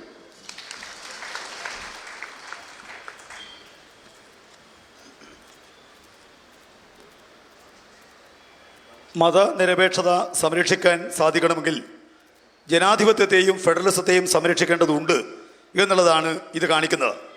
അമിതാധികാര government ഒരു കാരണവശാലും ഇവ സംരക്ഷിക്കാൻ പര്യാപ്തമായ ഗവൺമെൻറ്റുകളല്ല. എല്ലാ സംസ്ഥാനങ്ങളും സ്വയം ഭരണ സംസ്ഥാനങ്ങളാണ്. Federalism അടിസ്ഥാനപ്പെടുത്തിക്കൊണ്ട് അവർക്ക് നിലവിലുള്ള അധികാരങ്ങളുണ്ട്. ജനാധിപത്യം സംരക്ഷിക്കപ്പെടണമെങ്കിൽ ഫെഡറലിസത്തെ സംരക്ഷിക്കാതെ നമുക്ക് മുന്നോട്ട് പോകാനാവില്ല. എന്നാൽ രാജ്യത്ത് ഹിന്ദുത്വ ശക്തികൾ കോർപ്പറേറ്റ് ശക്തികളുടെ പിൻബലത്തോടെ ഇവർക്ക് ഇതിനെതിരായിട്ടുള്ള നയങ്ങൾ ശക്തമായ നിലക്ക് നടപ്പിലാക്കുകയാണ്. വൻകിട ബൂർഷ്വാസി ഹിന്ദുത്വ ശക്തികളുമായി ചേർന്നുകൊണ്ട് ഈ നിലപാടുകൾ സ്വീകരിക്കുന്ന കാഴ്ചയാണ് ഇന്ത്യ രാജ്യത്തെമ്പാടും നാം കണ്ടുകൊണ്ടിരിക്കുന്നത്. ജനകീയ നയങ്ങളിലും ഈ വിഷയം വളരെ ഫലപ്രദമായി കാണാൻ വേണ്ടി കഴിയും. ഇതിനെതിരെ വിട്ടുവീഴ്ചയില്ലാത്ത ഒരു സമരം ആരംഭിക്കേണ്ടതുണ്ട്. ഭാഗികമായി മതനിരപേക്ഷത എന്ന് പറയുന്നത് അസാധ്യമാണ്. 50% മതനിരപേക്ഷത, 50% ഹിന്ദുത്വം, അത് ഒരു കാരണവശാലും നടപ്പാക്കപ്പെടുന്ന ഒന്നല്ല. ഇത് നടപ്പാക്കപ്പെടുന്ന ഒന്നല്ല എന്നുള്ളത് കൃത്യമായി കാണേണ്ടത് കോൺഗ്രസ്സാണ്. കോൺഗ്രസ് ഈ കാര്യത്തിൽ അവരുടെ നിലപാട് എന്താണ് എന്നുള്ളത് വ്യക്തമാക്കണം. മതനിരപേക്ഷതയ്ക്ക് വേണ്ടി അവർക്ക് നിലകൊള്ളാനാവുമോ എന്ന കാര്യം അവർ വ്യക്തമാക്കേണ്ടതുണ്ട്. അവർ അങ്ങനെ ഒരു നിലപാടല്ല സ്വീകരിക്കുന്നത്. ഉത്തർപ്രദേശിൽ ഭഗവത്ഗീത 6ാം ക്ലാസ് മുതൽ 12ാം ക്ലാസ് വരെയുള്ള കുട്ടികളുടെ പഠന വിഷയമായിട്ട് അംഗീകരിക്കാൻ തീരുമാനിച്ചപ്പോൾ അവിടെ കോൺഗ്രസ് പ്രതിപക്ഷ കക്ഷിയാണ്. എന്നിട്ട് പോലും അതിനെ അനുകൂലിക്കുന്ന ഒരു നിലപാടാണ് അവർ അവിടെ സ്വീകരിച്ചത്. BJPയുടെ UP മധ്യപ്രദേശ് ഗവൺമെൻറ്റുകൾ ഹിന്ദുത്വ നയം നടപ്പിലാക്കുന്നതിന് വേണ്ടി മുന്നോട്ടേക്ക് വന്നപ്പോൾ അവിടെയെല്ലാം പ്രോത്സാഹജനകമായിട്ട് സമീപനം സ്വീകരിക്കുന്നത് മറ്റാരുമല്ല, അത് കോൺഗ്രസ് തന്നെയാണ്. രാമായണം പഠിപ്പിക്കാനുള്ള വിഷയമായാലും അതുപോലെ തന്നെ മറ്റ് മേഖലകളിലായാലും അവിടെയെല്ലാം മധ്യപ്രദേശിലടക്കം അതിന് അനുകൂലമായ നിലപാട് അത് സ്വീകരിക്കുന്ന കാഴ്ചയാണ് കോൺഗ്രസിൻ്റെ ഭാഗത്തുനിന്ന് ഉണ്ടാവുന്നത്.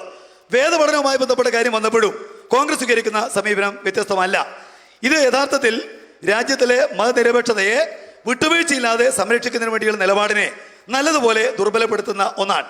നമുക്ക് ഒരു കാരണവശാലും മതനിരപേക്ഷത എന്ന വിഷയത്തിനകത്ത് നമുക്ക് സന്ധി ചെയ്യാൻ സാധ്യമാവുന്നതല്ല. ഇവിടെ പൗരത്വ നിയമ ഭേദഗതി വന്ന സന്ദർഭത്തിലായാലും അത്തരം മറ്റ് സന്ദർഭങ്ങളൊന്നും തന്നെ അതിനെതിരായ നിലപാട് കോൺഗ്രസ് സ്വീകരിക്കാതിരിക്കുമ്പോൾ അക്കാര്യത്തിൽ അഭിമാനകരമായ നിലപാട് ഉയർത്തിപ്പിടിക്കുന്നത് ഈ കേരള സംസ്ഥാനമാണ്. ഇന്ത്യ രാജ്യത്തിൻ്റെ ചരിത്രത്തിൽ ആദ്യമായിട്ട് ഒരു നിയമസഭ പൗരത്വ ഭേദഗതി നിയമം അംഗീകരിക്കുന്നില്ല എന്ന് പ്രമേയം പാസാക്കിയത് ആദ്യമായി കേരളത്തിലാണ്. പിന്നീട് സംസ്ഥാനങ്ങളെല്ലാം തന്നെ അതിൻ്റെ കൂടെ മുന്നോട്ടേക്ക് വന്നു.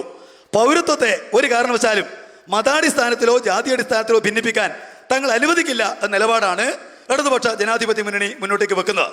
എന്നാൽ ചില മതനിരപേക്ഷ കക്ഷികൾ മതനിരപേക്ഷ നേരിട്ടുകൊണ്ടിരിക്കുന്ന ഈ വിപത്തിനെ ഗൗരവമായി കാണാനും നിലപാടെടുക്കാനും സന്നദ്ധമാകുന്നില്ല. അതുകൊണ്ട് എനിക്ക് സൂചിപ്പിക്കാനുള്ളത്, രാജ്യത്തിലെ ഇടതുപക്ഷ കക്ഷികൾ രാജ്യത്ത് മുൻകൈയെടുത്ത് മതനിരപേക്ഷതയെ സംരക്ഷിക്കാൻ ആവശ്യമായ നിലക്ക് എല്ലാ വിഭാഗം ജനങ്ങളെയും കൂട്ടിയോജിപ്പിക്കേണ്ടതായിട്ടുണ്ട്. ജനങ്ങളുടെ ഐക്യം മതനിരപേക്ഷത നേടിയെടുക്കുന്നതിന് വേണ്ടി ശക്തിപ്പെടുത്തിക്കൊണ്ടല്ലാതെ മതനിരപേക്ഷതയെ സംരക്ഷിക്കാനാവില്ല. മതനിരപേക്ഷ നേരിട്ടുകൊണ്ടിരിക്കുന്ന ഈ വെല്ലുവിളികളെ ചെറുക്കാനാവില്ല. ഞങ്ങളുടെ പാർട്ടി ഹിന്ദു വർഗീയതയെ ചെറുക്കുന്നതിന് വേണ്ടി എങ്ങനെയാണ് രാജ്യത്തെമ്പാടുമുള്ള ശക്തികളെ കൂട്ടിയോജിപ്പിക്കാനാവുക എന്ന കാര്യം ഗൗരവത്തോടെ ആലോചിക്കുന്ന ഒരു പാർട്ടിയാണ്. ഇക്കാര്യത്തിൽ വിപുലമായ നിലക്കുള്ള യോജിപ്പ്, യാതൊരു നിലക്കുമുള്ള വിട്ടുവീഴ്ചയില്ലാതെ മതനിരപേക്ഷത സംരക്ഷിക്കാൻ, അതുപോലെ ജനാധിപത്യം സംരക്ഷിക്കാൻ, ഫെഡറലിസം സംരക്ഷിക്കാൻ, ഇതിനു വേണ്ടിയുള്ള വലിയ പോരാട്ടമാണ് ഈ രാജ്യത്തിനകത്ത് ഉയർന്നു വരേണ്ടത്. ഇതിനെല്ലാം തകർക്കാനുള്ള ശക്തികൾക്ക് ഈ മറ്റ് കോർപ്പറേറ്റ് ശക്തികൾ നൽകുന്ന പിന്തുണയെ കൂടി ചൂണ്ടിക്കാണിച്ചുകൊണ്ട് ഇവയ്ക്കെല്ലാം എതിരായിട്ടുള്ള പോരാട്ടമാണ് ഈ രാജ്യത്തിനകത്ത് ഉയർന്നു വരേണ്ടത്. അത്തരമൊരു പോരാട്ടം ഉയർത്തിയെടുക്കാൻ നമുക്ക് സാധിക്കും എന്ന് തന്നെയാണ് ഞങ്ങൾ കാണുന്നത്. നമുക്ക് വിജയകരമായി അത്തരമൊരു പോരാട്ടം നയിക്കാൻ, പോരാട്ടം മുന്നോട്ട് കൊണ്ടുപോകാൻ ഒന്നിച്ചു നീങ്ങാം എന്ന് മാത്രം സൂചിപ്പിച്ചുകൊണ്ട് ഞാൻ എൻ്റെ വാക്കുകൾ അവസാനിപ്പിക്കുന്നു. ഇന്ത്യൻ കമ്മ്യൂണിസ്റ്റ് പാർട്ടിയുടെ ജനറൽ സെക്രട്ടറി ആദരണീയനായ സഖാവ് ഡി രാജ ഈ സെമിനാറിനെ അഭിസംബോധന ചെയ്തുകൊണ്ട് സംസാരിക്കും. അദ്ദേഹത്തെ ബഹുമാനപുരസ്സരം ക്ഷണിക്കുന്നു.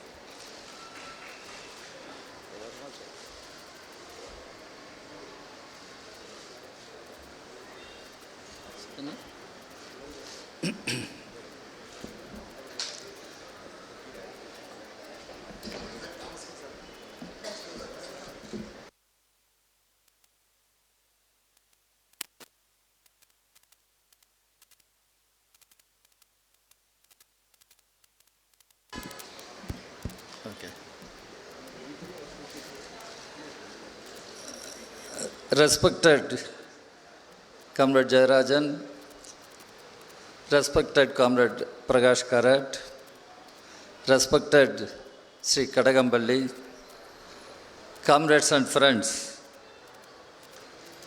Comrade Prakash Karat has covered lot of area on the issue of secularism.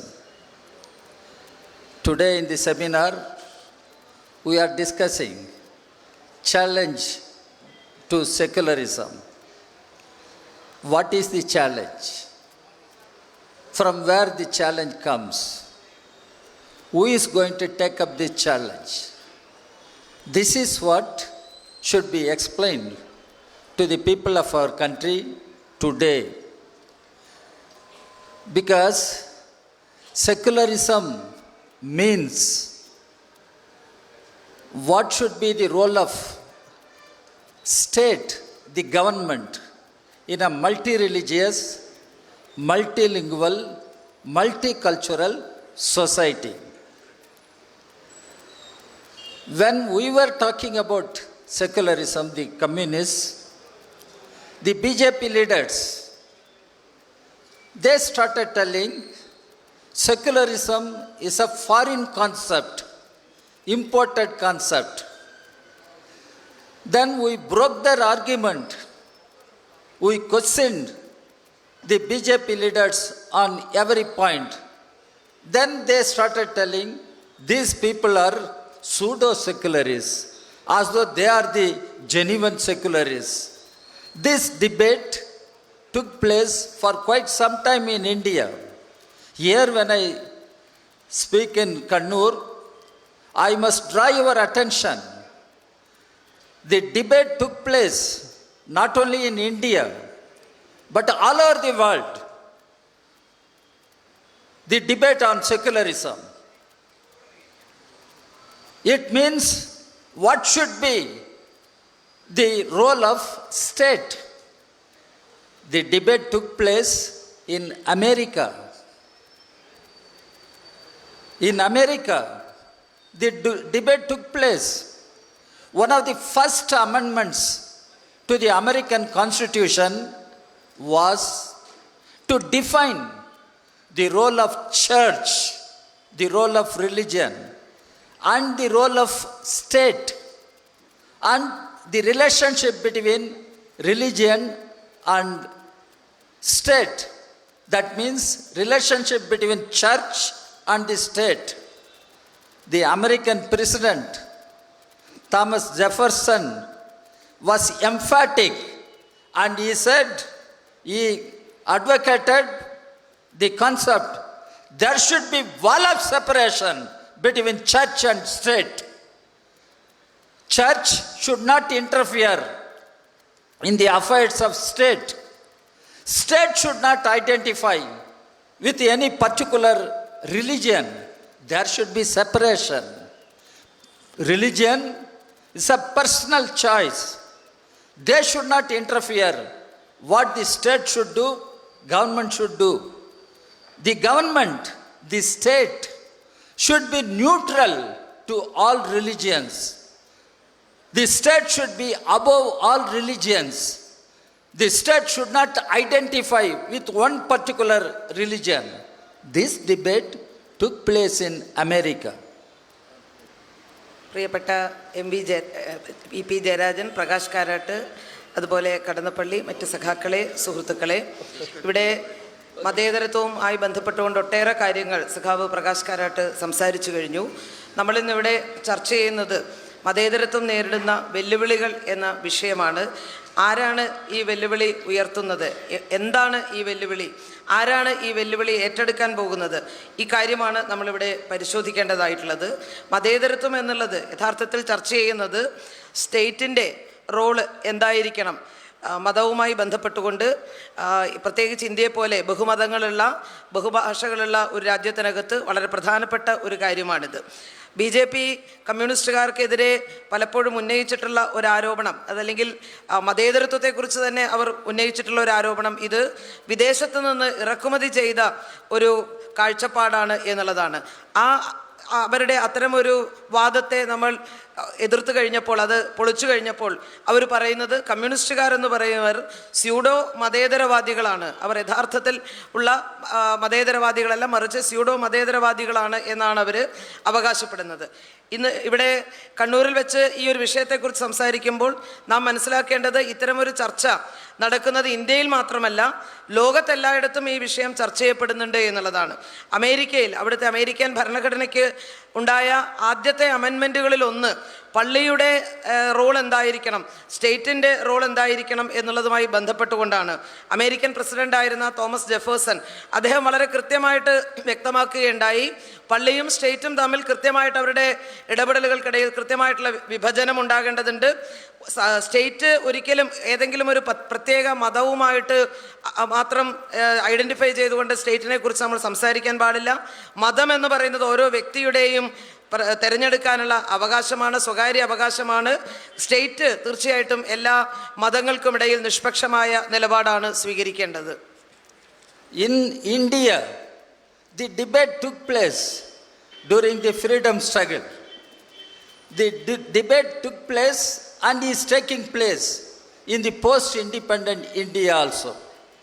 You all know, during the freedom movement, Hindus, Muslims, Sikhs, and all religious people were brought together unitedly to fight against the British colonial rule. If at all there is one strong message, outstanding message in the life of Mahatma Gandhi, it was Mahatma Gandhi throughout his life stood for Hindu-Muslim unity. That is the greatest message we can draw from the life of Mahatma Gandhi. Mahatma Gandhi was killed, assassinated. Who did it? You all must be knowing. Why? What was the crime committed by Mahatma Gandhi? When we got independence, it was a tragic beginning. The country was divided. Everywhere Hindu-Muslim clashes. People were being killed. Hindus on one side, Muslims on other side. Mahatma Gandhi was in Naukali. Some international journalists went and asked Mahatma Gandhi, what is your message for the independence of India? Mahatma Gandhi said, I have no message. I have no message. He felt so sad. From there, he came to Delhi. He was praying. Hindus and Muslims should live together. That was the prayer of Mahatma Gandhi. Raghupati Raghava Raja Ram Padita Bhavana Sita Ram Ishwar Allah Tere Naam Sabko Sanmati De Bhagavan. This is what the prayer of Mahatma Gandhi. Bhagavan, you are Bhagavan. Allah, your name. Ram is your name. But you must give good sense. Sabko Sanmati De Bhagavan. This is what is prayer. But Mahatma Gandhi was killed. He was a practicing Hindu. Despite that, he was killed. Why it happened? It was a big tragedy that country witnessed. That was the time Dr. Ambedkar was breaking his head to write down the constitution which we have today. There was tremendous pressure on Dr. Ambedkar. The Hindu fundamentalists, they demanded Ambedkar should declare the independent India is Hindu Rashtra. There was pressure from Islamic fundamentalists also. Ambedkar stood firm. He rejected both the arguments. And he said, if at all Hindu Rashtra becomes a reality in the country, that will be the greatest calamity for India. I will not agree. Independent India should emerge as a democratic republic. Independent India should remain a secular democratic republic. No compromise. Ambedkar. That was Ambedkar. If at all we have a constitution today, it was because of Ambedkar and his firmness and his understanding of Indian society. Now, this is under attack. The challenge is to redefine the Indian nation. To redefine Indian nation as a theocratic nation. India should not continue as democratic republic, secular republic. India should emerge, become a Hindu Rashtra. That is the challenge. This challenge should be understood properly with a historic perspective. ഇന്ത്യയുടെ സ്വാതന്ത്ര്യ സമരകാലത്ത് തന്നെ മതേതരത്വം എന്ന വിഷയം ചർച്ച ചെയ്യപ്പെട്ടിരുന്നു. സ്വാതന്ത്ര്യാനന്തര ഇന്ത്യയിലും ഈ വിഷയം വലിയ രൂപത്തിൽ ചർച്ച ചെയ്യപ്പെട്ട ഒന്നാണ്. ഹിന്ദുക്കളും മുസ്ലിങ്ങളും സിഖുകാരും എല്ലാം ഇന്ത്യയുടെ സ്വാതന്ത്ര്യ സമരത്തിൽ ഒരുമിച്ച് പങ്കെടുത്തവരാണ്. മഹാത്മാഗാന്ധി അദ്ദേഹം ഏറ്റവും കൂടുതൽ നൽകിയ ഏറ്റവും വലിയ സംഭാവനകളിലൊന്ന് ഹിന്ദു മുസ്ലിം ഐക്യമാണ്. പക്ഷേ ആ മഹാത്മാഗാന്ധി നമുക്കറിയാം സ്വാതന്ത്ര്യ ലബ്ധിക്ക് ശേഷമുണ്ടായ ഏറ്റവും വലിയ ദുരനുഭവമാണ് അദ്ദേഹം വധിക്കപ്പെട്ടു എന്നുള്ളത്. ആരാണ് അദ്ദേഹത്തെ കൊലപ്പെടുത്തിയത്, എന്താണ് അദ്ദേഹം ചെയ്ത തെറ്റ് എന്നുള്ളത് നമ്മൾ ചിന്തിക്കേണ്ടതുണ്ട്. ഇന്ത്യക്ക് സ്വാതന്ത്ര്യം ലഭിച്ച സമയത്ത് ഈ രാജ്യം അന്ന് വിഭജിക്കപ്പെട്ടു. നിരവധി സ്ഥലങ്ങളിൽ വലിയ രൂപത്തിലുള്ള സംഘർഷങ്ങൾ നടക്കുകയായിരുന്നു. നമുക്കറിയാം സ്വാതന്ത്ര്യ ദിനത്തിൽ ഇന്ത്യ സ്വാതന്ത്ര്യം ആഘോഷിച്ച സമയത്ത് നവഖാലിയിലാണ് മഹാത്മജി ഉണ്ടായിരുന്നത്. അന്ന് അദ്ദേഹത്തോട് അദ്ദേഹത്തിൻ്റെ സന്ദേശം എന്താണെന്ന് ചോദിക്കുമ്പോൾ അദ്ദേഹം വളരെ സങ്കടത്തോടു കൂടി പറഞ്ഞത് ഹിന്ദുക്കളും മുസ്ലിങ്ങളും ഒരുമിച്ച് പോകണമെന്നുള്ളതാണ് അദ്ദേഹത്തിന് നൽകാനുള്ള ഏറ്റവും വലിയ സന്ദേശം എന്നുള്ളത്. അദ്ദേഹത്തിൻ്റെ ഏറ്റവും വലിയ പ്രാർത്ഥന തന്നെ രഘുപതി രാഘവ രാജാറാം എന്ന് തുടങ്ങുന്ന എല്ലാവർക്കും നല്ല മനസ്സുണ്ടാകണമെന്ന് പറയുന്ന പ്രാർത്ഥനയായിരുന്നു. അങ്ങനെ തികച്ചും ഒരു ഹിന്ദുവായിരുന്ന മഹാത്മാഗാന്ധിയാണ് നമുക്കറിയാം ഈ മതവർഗീയവാദികൾ കൊലപ്പെടുത്തിയത്. ഈ രാജ്യം നേരിട്ട ഏറ്റവും വലിയ ദുരന്തമായിരുന്നു അത്. ആ വധം നടക്കുന്ന സമയത്ത് നമുക്കറിയാം ഡോക്ടർ അംബേദ്കർ ഇന്ത്യയുടെ ഭരണഘടന തയ്യാറാക്കുന്ന സമയമാണ്. അദ്ദേഹത്തിൻ്റെ മേൽ വലിയ സമ്മർദ്ദമാണ് പല ഭാഗങ്ങളിൽ നിന്നും ഉണ്ടായത്. ഹിന്ദു രാഷ്ട്രമായിട്ടാണ് ഇന്ത്യയെ മാറ്റേണ്ടത് എന്ന് ഒരു ഭാഗത്തു നിന്നുള്ള സമ്മർദ്ദമുണ്ടായപ്പോൾ മുസ്ലിം മതമൗലികവാദികളും അദ്ദേഹത്തിൻ്റെ മേൽ സമ്മർദ്ദം ചെലുത്തുകയുണ്ടായി. എന്നാൽ അതിനെയെല്ലാം ശക്തമായിട്ട് പ്രതിരോധിച്ചുകൊണ്ട് വളരെ കൃത്യമായിട്ടുള്ള നിലപാട് അംബേദ്കർ ഒന്ന് സ്വീകരിക്കുകയുണ്ടായി. ഏതെങ്കിലും ഒരു കാലഘട്ടത്തിൽ ഇന്ത്യ ഒരു ഹിന്ദു രാഷ്ട്രമായി മാറുകയാണെങ്കിൽ അതായിരിക്കും ഇന്ത്യക്ക് സംഭവിക്കാൻ പോകുന്ന ഏറ്റവും വലിയ ദുരന്തം എന്നാണ് അന്ന് ഡോക്ടർ അംബേദ്കർ പറഞ്ഞത്. ഇന്ത്യ ഒരു മതേതര ജനാധിപത്യ രാജ്യമായി തുടരണം എന്നുള്ളത്, ഇന്ത്യൻ ഭരണഘടന അതിന് ഉറപ്പുവരുത്തണം എന്നുള്ളത് ഏറ്റവും ശക്തമായി മുന്നോട്ട് വെച്ച ആളാണ് അംബേദ്കർ. എന്നാൽ ഇന്ന് ആ ഇന്ത്യയെ ഒരു മതരാഷ്ട്രമാക്കി മാറ്റാൻ, ഹിന്ദു രാഷ്ട്രമാക്കി മാറ്റാനുള്ള ശ്രമങ്ങളാണ് നടന്നുകൊണ്ടിരിക്കുന്നത്. Comrades, the preamble of Indian Constitution, which was given to us by Dr. Ambedkar and galaxy of leaders at that point of time, begins as we, the people of India. Our constitution does not say we, the Hindus of India, or we, the Muslims of India, we, the Christians of India, we, the Sikhs of India. No, we, the people of India. That is how our constitution begins. We, the people of India. India is Bharat, the union of states, union of states. This is the constitution which was given to us by Dr. Ambedkar and the leaders. But now the threat is how to subvert this constitution, how to dismantle all the fundamentals of our constitution. Unless we protect this constitution, we cannot protect the unity of the people, harmony of the people. People may belong to any religion, but they should live in harmony. They should live in harmony. They should live in peace. That is being affected now. And here in Kerala, you all must be knowing Mr. K.R. Narayan. He was the President of India. Immediately after the demolition of Babri Masjid, Mr. Narayan made a speech in Parliament in which he said, after the assassination of Mahatma Gandhi, the demolition of Babri Masjid is the biggest tragedy that happened in India, that took place in India. Who said? It is K.R. Narayan, the son of Kerala. He said it. He said it.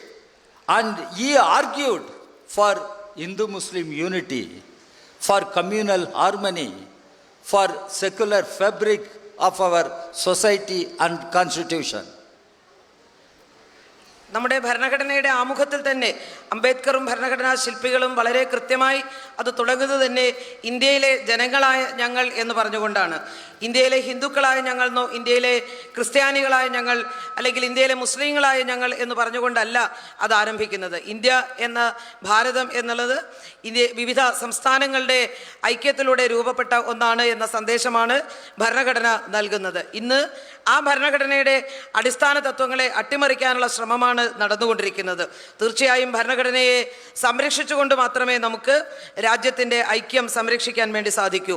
കേരളത്തിൻ്റെ പുത്രനായ ഇന്ത്യയുടെ രാഷ്ട്രപതിയായിരുന്ന Shri KR Narayanan Babri Masjid തകർക്കപ്പെട്ട സന്ദർഭത്തിൽ അതിനുശേഷം പാർലമെൻറ്റിൽ സംസാരിക്കുമ്പോൾ അദ്ദേഹം പറയുകയുണ്ടായി, ഗാന്ധിവധത്തിന് ശേഷം ഇന്ത്യ കണ്ട ഏറ്റവും വലിയ ദുരന്തമാണ് ഇവിടെ സംഭവിച്ചിരിക്കുന്നത് എന്ന്.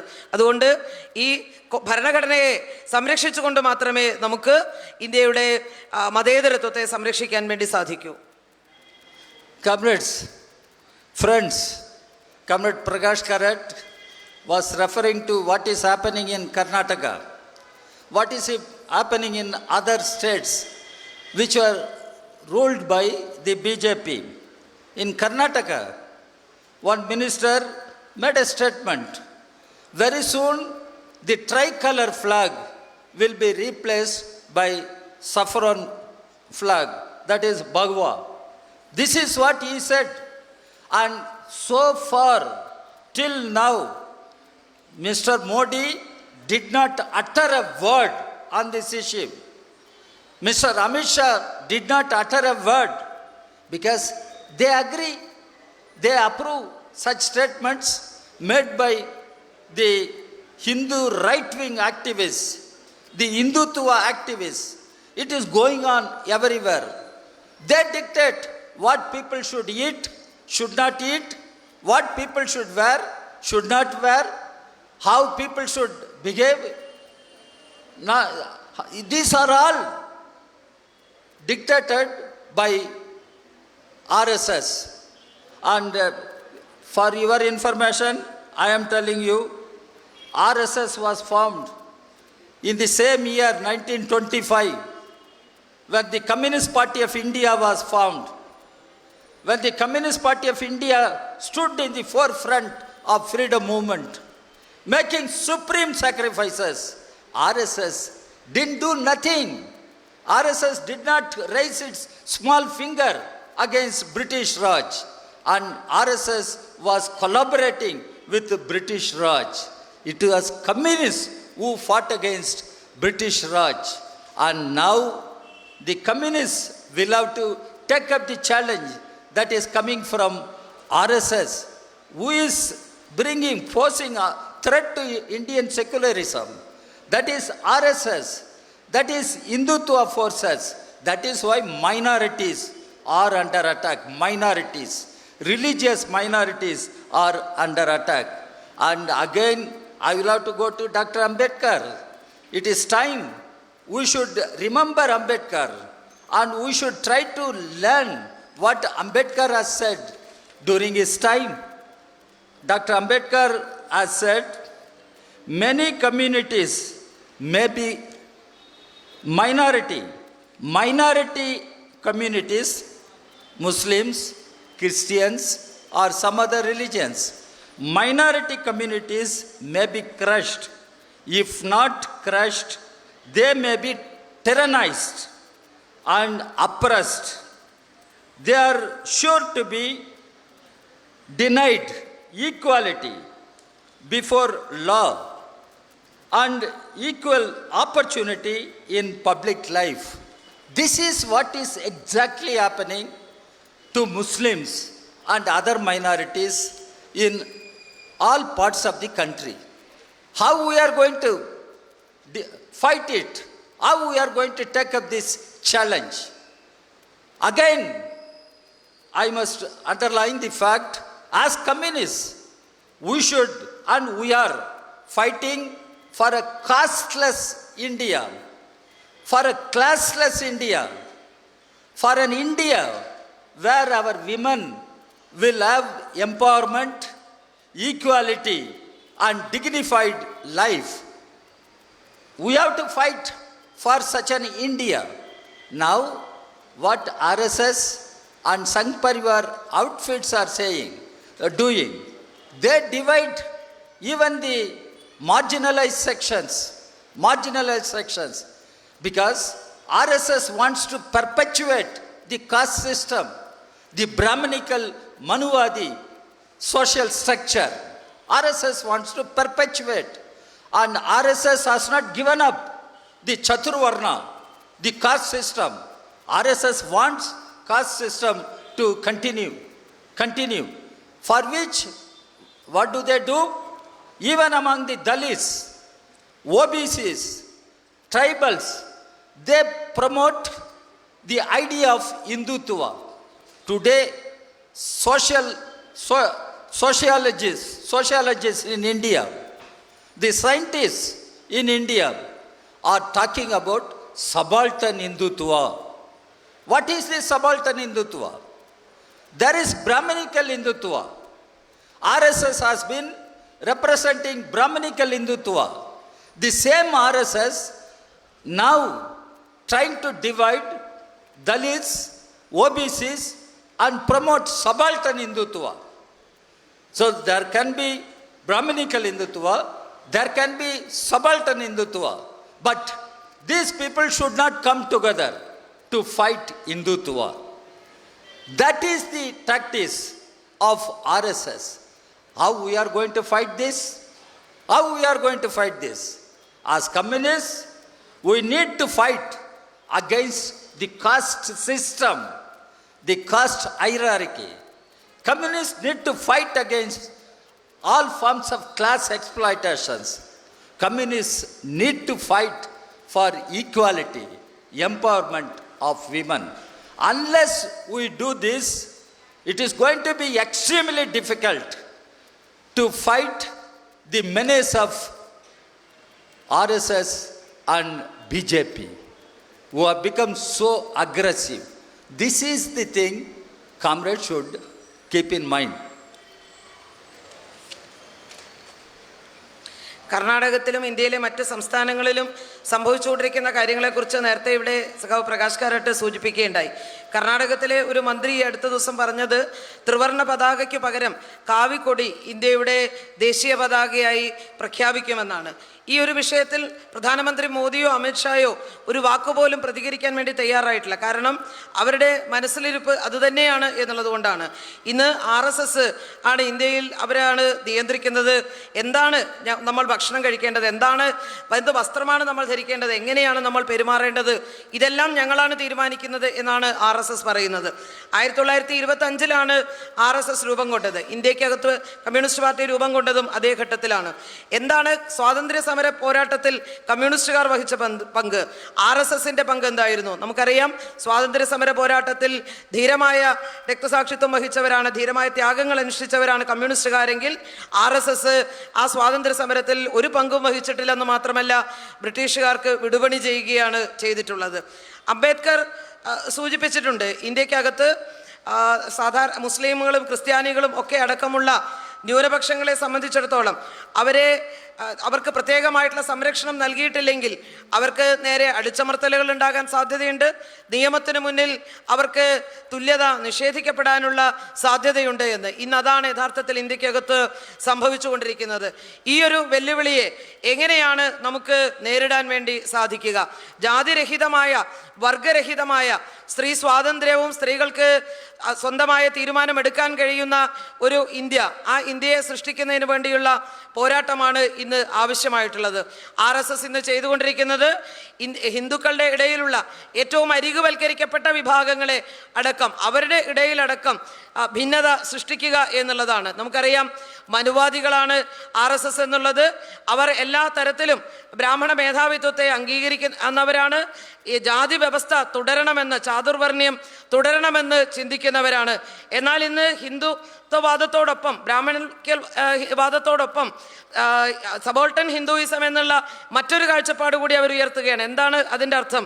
ദളിതരുടെ ഇടയിലും പിന്നോക്ക വിഭാഗങ്ങളുടെ ഇടയിലും ഉൾപ്പെടെ ഇത്തരത്തിലുള്ള ഭിന്നത സൃഷ്ടിക്കുക എന്നുള്ളതാണ് അവർ ഉദ്ദേശിക്കുന്നത്. RSSന്റെ യഥാർത്ഥ ലക്ഷ്യമെന്ന് പറയുന്നത് ഈ വിഭാഗങ്ങളെല്ലാം ഒരുമിച്ച് ചേർന്നുകൊണ്ട് ഹിന്ദുത്വവാദത്തിനെതിരായി പോരാട്ടത്തിലേക്ക് കടന്നു വരാൻ പാടില്ല എന്നുള്ളതാണ്. അതുകൊണ്ട് കമ്മ്യൂണിസ്റ്റുകാരായ നമ്മളെ സംബന്ധിച്ചിടത്തോളം ജാതി വ്യവസ്ഥയ്ക്കെതിരായിട്ടുള്ള പോരാട്ടം ശക്തിപ്പെടുത്തിക്കൊണ്ട്, വർഗപരമായ ചൂഷണത്തിനെതിരായിട്ടുള്ള സമരങ്ങൾ ശക്തിപ്പെടുത്തിക്കൊണ്ട്, സ്ത്രീകൾ നേരിടുന്ന പ്രശ്നങ്ങൾ, ആ പ്രശ്നങ്ങൾ ഏറ്റെടുത്തുകൊണ്ടുള്ള സമരങ്ങൾ ശക്തിപ്പെടുത്തിക്കൊണ്ട് മുന്നോട്ട് പോകാൻ നമ്മൾ തയ്യാറായേ മതിയാകൂ. അത് നമ്മൾ ചെയ്യുന്നില്ലെങ്കിൽ തീർച്ചയായും വളരെ വലിയ ആപത്തിലേക്കാണ് രാജ്യത്തെ Sangh Parivar RSS കൊണ്ടുചെന്നെത്തിക്കുക. Comrades, what is religion? People can be Hindus, Muslims, Christians, etc. But what is religion? Karl Marx, the founder of communist movement, he said, religion is the sigh of the oppressed people. Religion is art of the artless world. Religion is soul of the soulless. This is what Marx defined. After that, what Lenin said about religion. Religions are giving hope to the people. After death, they will go to paradise. They will go to heaven. But for working people, the toiling masses who sweat through their sweat and blood, who create wealth, they should have paradise on earth itself. They did not die and go to paradise. They should have such a life, such paradise on earth itself, Lenin said. But now, what RSS, the Hindutva forces are doing, they are trying to revive all caste rituals, all caste rituals. Temple is temple for everybody, but if a Dalit goes to temple, he is being attacked, she is being attacked, then what do we understand from all these things? That is where we should understand. RSS is trying to revive all rituals, all rituals. Mr. Modi participated in Varanasi Vishwanath temple rituals. He participated in Ayodhya Ram Mandir rituals. That means what? The Prime Minister himself participating gives a de facto status to one particular religion as an official religion. To do it, they revive all absurdities. When I say this, Kerala is an educated state.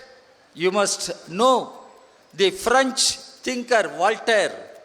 Voltaire had said, if you preach absurdities, the stupidness, you will be led to commit atrocities. This is what RSS is doing.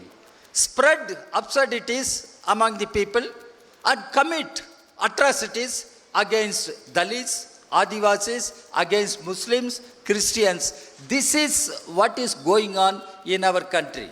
This should be understood and this should be fought. This is the challenge, and this challenge has to be resisted. This challenge has to be fought. Who can fight? Who can take up this challenge? Who can take up the challenge? Look at the Congress party. What Congress party is doing? They speak. They are the genuine Hindus. Genuine Hindus are not, that is not the issue. In sociology, a new debate has emerged. Bahujan Hindus, Brahminical Hindus, Bahujan Hindus, caste Hindus, non-caste Bahujan Hindus. That is being debated in India. What the Congress party is speaking, and what Congress party is speaking, Congress party itself doesn't understand. That is one criticism we make against Congress party. The soft Hindutva will not lead anywhere.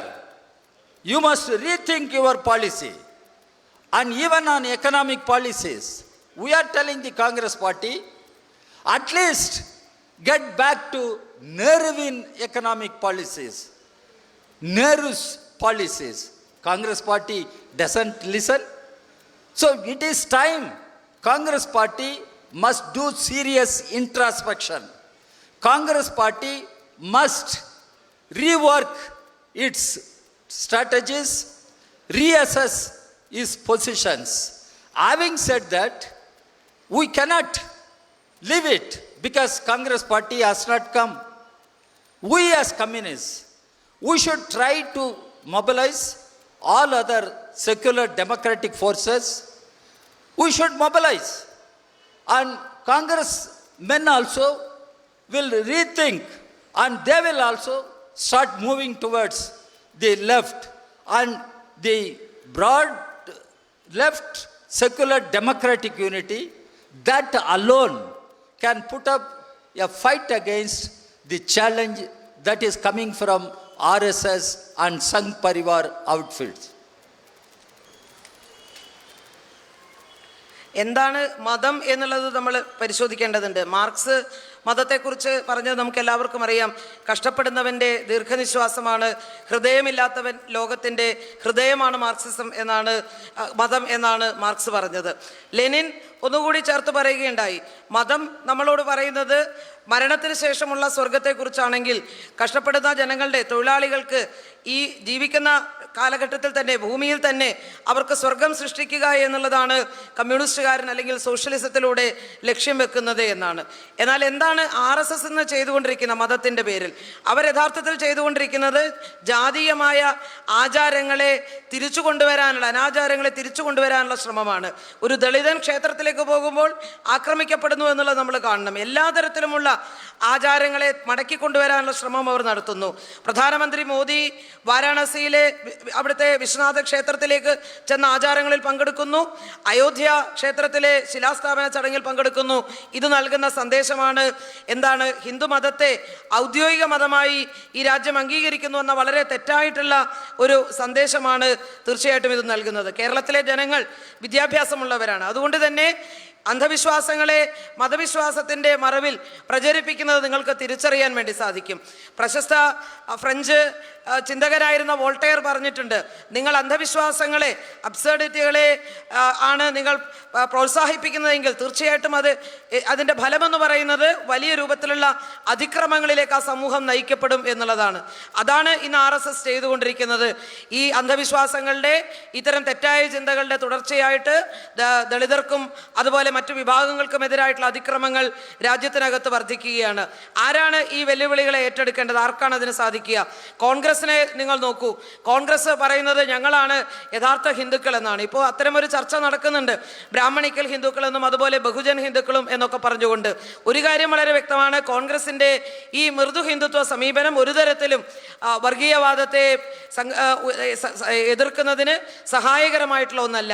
ഈ മൃദു ഹിന്ദുത്വ സമീപനം മാത്രമല്ല, സാമ്പത്തിക നയങ്ങളിലും മാറ്റം വരുത്തുന്നതിന് വേണ്ടി കോൺഗ്രസ് തയ്യാറല്ല.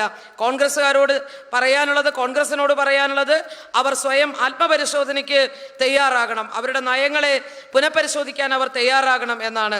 കമ്മ്യൂണിസ്റ്റുകാരായ ഞങ്ങൾ തീർച്ചയായും ആഗ്രഹിക്കുന്നത് എല്ലാ മതനിരപേക്ഷ ചിന്താഗതിക്കാരെയും അതുപോലെ എല്ലാ ജനാധിപത്യ വിശ്വാസികളെയും ഒരുമിച്ച് കൊണ്ടുവരാനാണ്.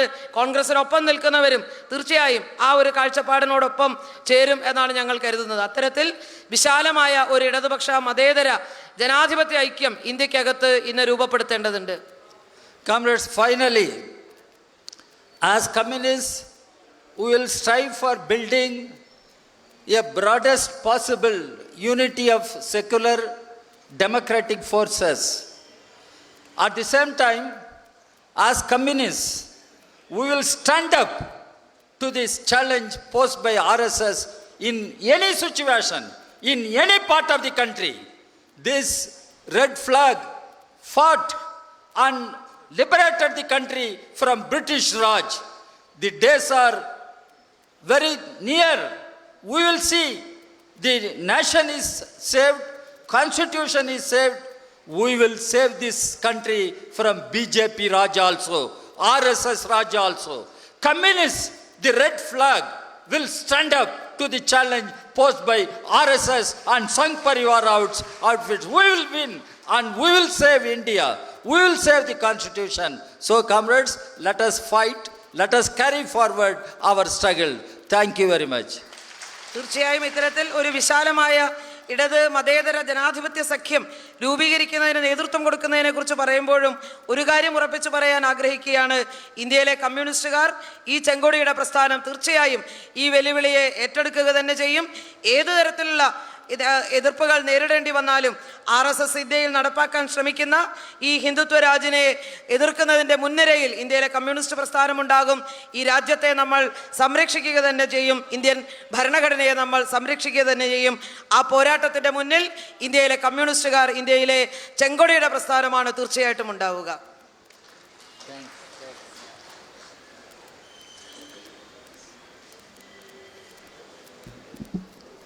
ഇനി ഈ സെമിനാറിൽ നമ്മുടെ കണ്ണൂരിൻ്റെ സ്വന്തം MLA ശ്രീ രാമചന്ദ്രൻ കടന്നപ്പള്ളി പ്രസംഗിക്കും. ഇതിൻ്റെ അധ്യക്ഷനായി സഖാവ് TV രാജേഷ് തുടരും.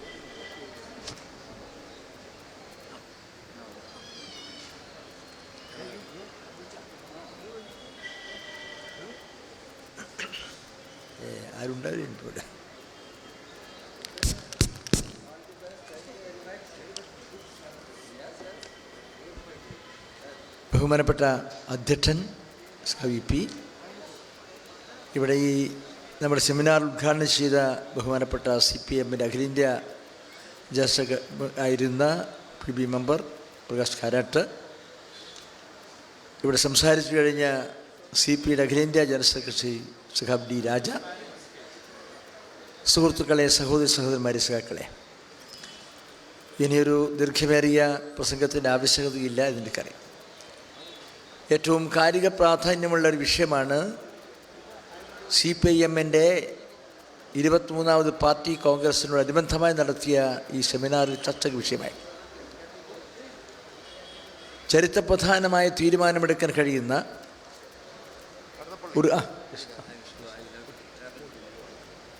ഒരു ചരിത്ര സംഭവമാക്കി മാറ്റാനുള്ള ശ്രമങ്ങളിലാണ് നിങ്ങളെല്ലാം, നാടും നമ്മളെല്ലാം. മതേതരത്വത്തിന് ഉയർന്നുകൊണ്ടിരിക്കുന്ന ഭീഷണി, അതേക്കുറിച്ചാണ് ചർച്ച ചെയ്യുന്നത്. അതിൻ്റെ ഉത്തരം മാത്രമേ, ലളിതമായൊരു ഉത്തരം, മതേതരത്വത്തിനെതിരായിട്ടുള്ള ഭീഷണി ഈ രാജ്യം ഭരിക്കുന്ന RSS സംഘപരിവാര ശക്തികളുടെ നിയന്ത്രണത്തിലുള്ള കേന്ദ്ര ഭരണ ഭീകരതയാണ് മതേതരത്വത്തിൻ്റെ ഗുരുതരമായ ഭീഷണി. ഭരണപരമായും ഭരണഘടനാപരമായും ഭരണഘടന സംരക്ഷിക്കാൻ ബാധ്യസ്ഥമായ കേന്ദ്ര ഗവൺമെൻറ് തന്നെയാണ് തകർക്കുന്നത്. നമ്മുടെ നാട്ടിൽ സാധാരണ പറയും വേലി തന്നെ വിളവ് തന്നു എന്ന്, സാധാരണ ഭാഷയിൽ അതാണ് കാണുന്നത്.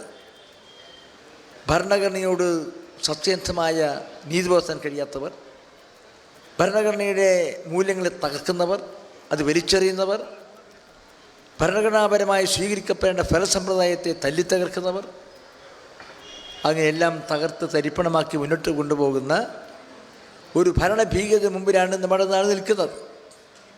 അവിടെയാണ് നമ്മുടെ ഈ നാട് നേരിടുന്ന വെല്ലുവിളി. അതിവിടെ കൊണ്ട് അവസാനിക്കുന്നതേ അല്ല. രാജ്യത്തെ വർഗീയവൽക്കരിക്കാൻ, ഹിന്ദു രാഷ്ട്രമാക്കി മാറ്റാനുള്ള നിഗൂഢമായ ശ്രമങ്ങളാണ് നടക്കുന്നത്. അതിൻ്റെ ഭാഗമായിട്ടാണ് ഓരോന്നും. അതിൻ്റെ ഭാഗമായിട്ടാണ് നേരത്തെ ഇവിടെ പറഞ്ഞ എല്ലാ കാര്യങ്ങളും. ബാബറി മസ്ജിദ് തകർത്ത കാര്യമായിരുന്നാലും, പിന്നീട് പ്രഖ്യാപനം നടന്നു ലോകത്തിലെ സപ്താത്ഭുതങ്ങളൊന്നായ താജ്മഹൽ, അനശ്വരമായ പ്രേമ ശില്പകാവ്യം, അതിൻ്റെ അടിത്തറയിൽ ഒരു ക്ഷേത്ര അവശിഷ്ടമുണ്ട് എന്ന് കണ്ടുപിടിച്ചിരിക്കുന്നു RSS സംഘപരിവാര ശക്തികൾ.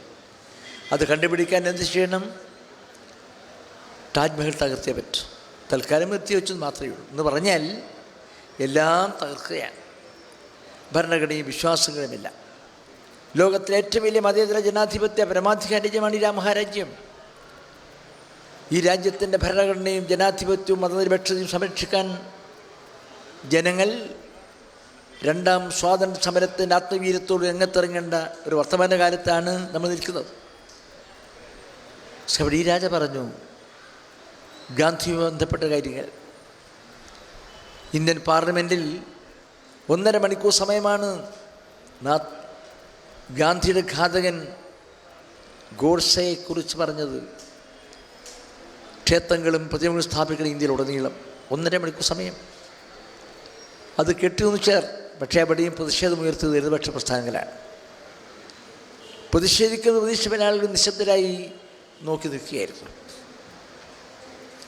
അതിന് മറ്റു ഭാഗമാണ് അടുത്ത കാലത്ത് ഗുജറാത്തിൻ്റെ മണ്ണിൽ കൊച്ചു കുട്ടികളെ കൊണ്ട് പ്രബന്ധവും പ്രസംഗവശവും നടത്തി സർക്കാർ. അതിലെ വിഷയം ഞാൻ എന്തുകൊണ്ട് ഗോഡ്സെ ഇഷ്ടപ്പെടുന്നു എന്നാണ്. നിസ്സാരമല്ല കാര്യം. വളർന്നു വരുന്ന പ്രിയപ്പെട്ട നമ്മുടെ മക്കളുടെ മനസ്സിൽ പോലും വർഗീയ വിഷം ആവർക്കരമായ നിലയിൽ കുത്തി നിറയ്ക്കാൻ ഞാൻ എന്തുകൊണ്ട് ഗോഡ്സെ വെറുക്കുന്നു എന്നല്ല വിഷയം, ഞാൻ എന്തുകൊണ്ട് ഗോഡ്സെ ഇഷ്ടപ്പെടുന്നു എന്നാണ്. നിരപരാധികളായ കുട്ടികളെ കൊണ്ടത് ആ പ്രസംഗത്തിൽ പങ്കെടുത്ത് ആ വിഷയം സംസാരിച്ച കുട്ടിക്കാണ് 1ാം സമ്മാനം. ഇതാണ് നിഗൂഢമായ നീക്കങ്ങൾ രാജ്യത്ത് നടക്കുന്നത്. നിസ്സാരപ്പെട്ട കാര്യമേ അല്ല. എന്തായാലും നടന്നിവിടെ ഗാന്ധിയുടെ വധം അന്ന് അതുപോലെ തന്നെ ആവർത്തിച്ചു. ഇന്ത്യയിൽ ഹിന്ദു വർഗീയത അട്ടഹസിച്ചു, വെല്ലുവിളിച്ചു, മതപരിഹാരം തന്നെ ചെയ്തു. ഒരു പ്രതിഷേധം പോലും പ്രധാനമന്ത്രിയായി സംസാരിച്ചില്ല. പക്ഷേ ഇന്ത്യയിൽ ഒരു മുഖ്യമന്ത്രി ഉണ്ടായി.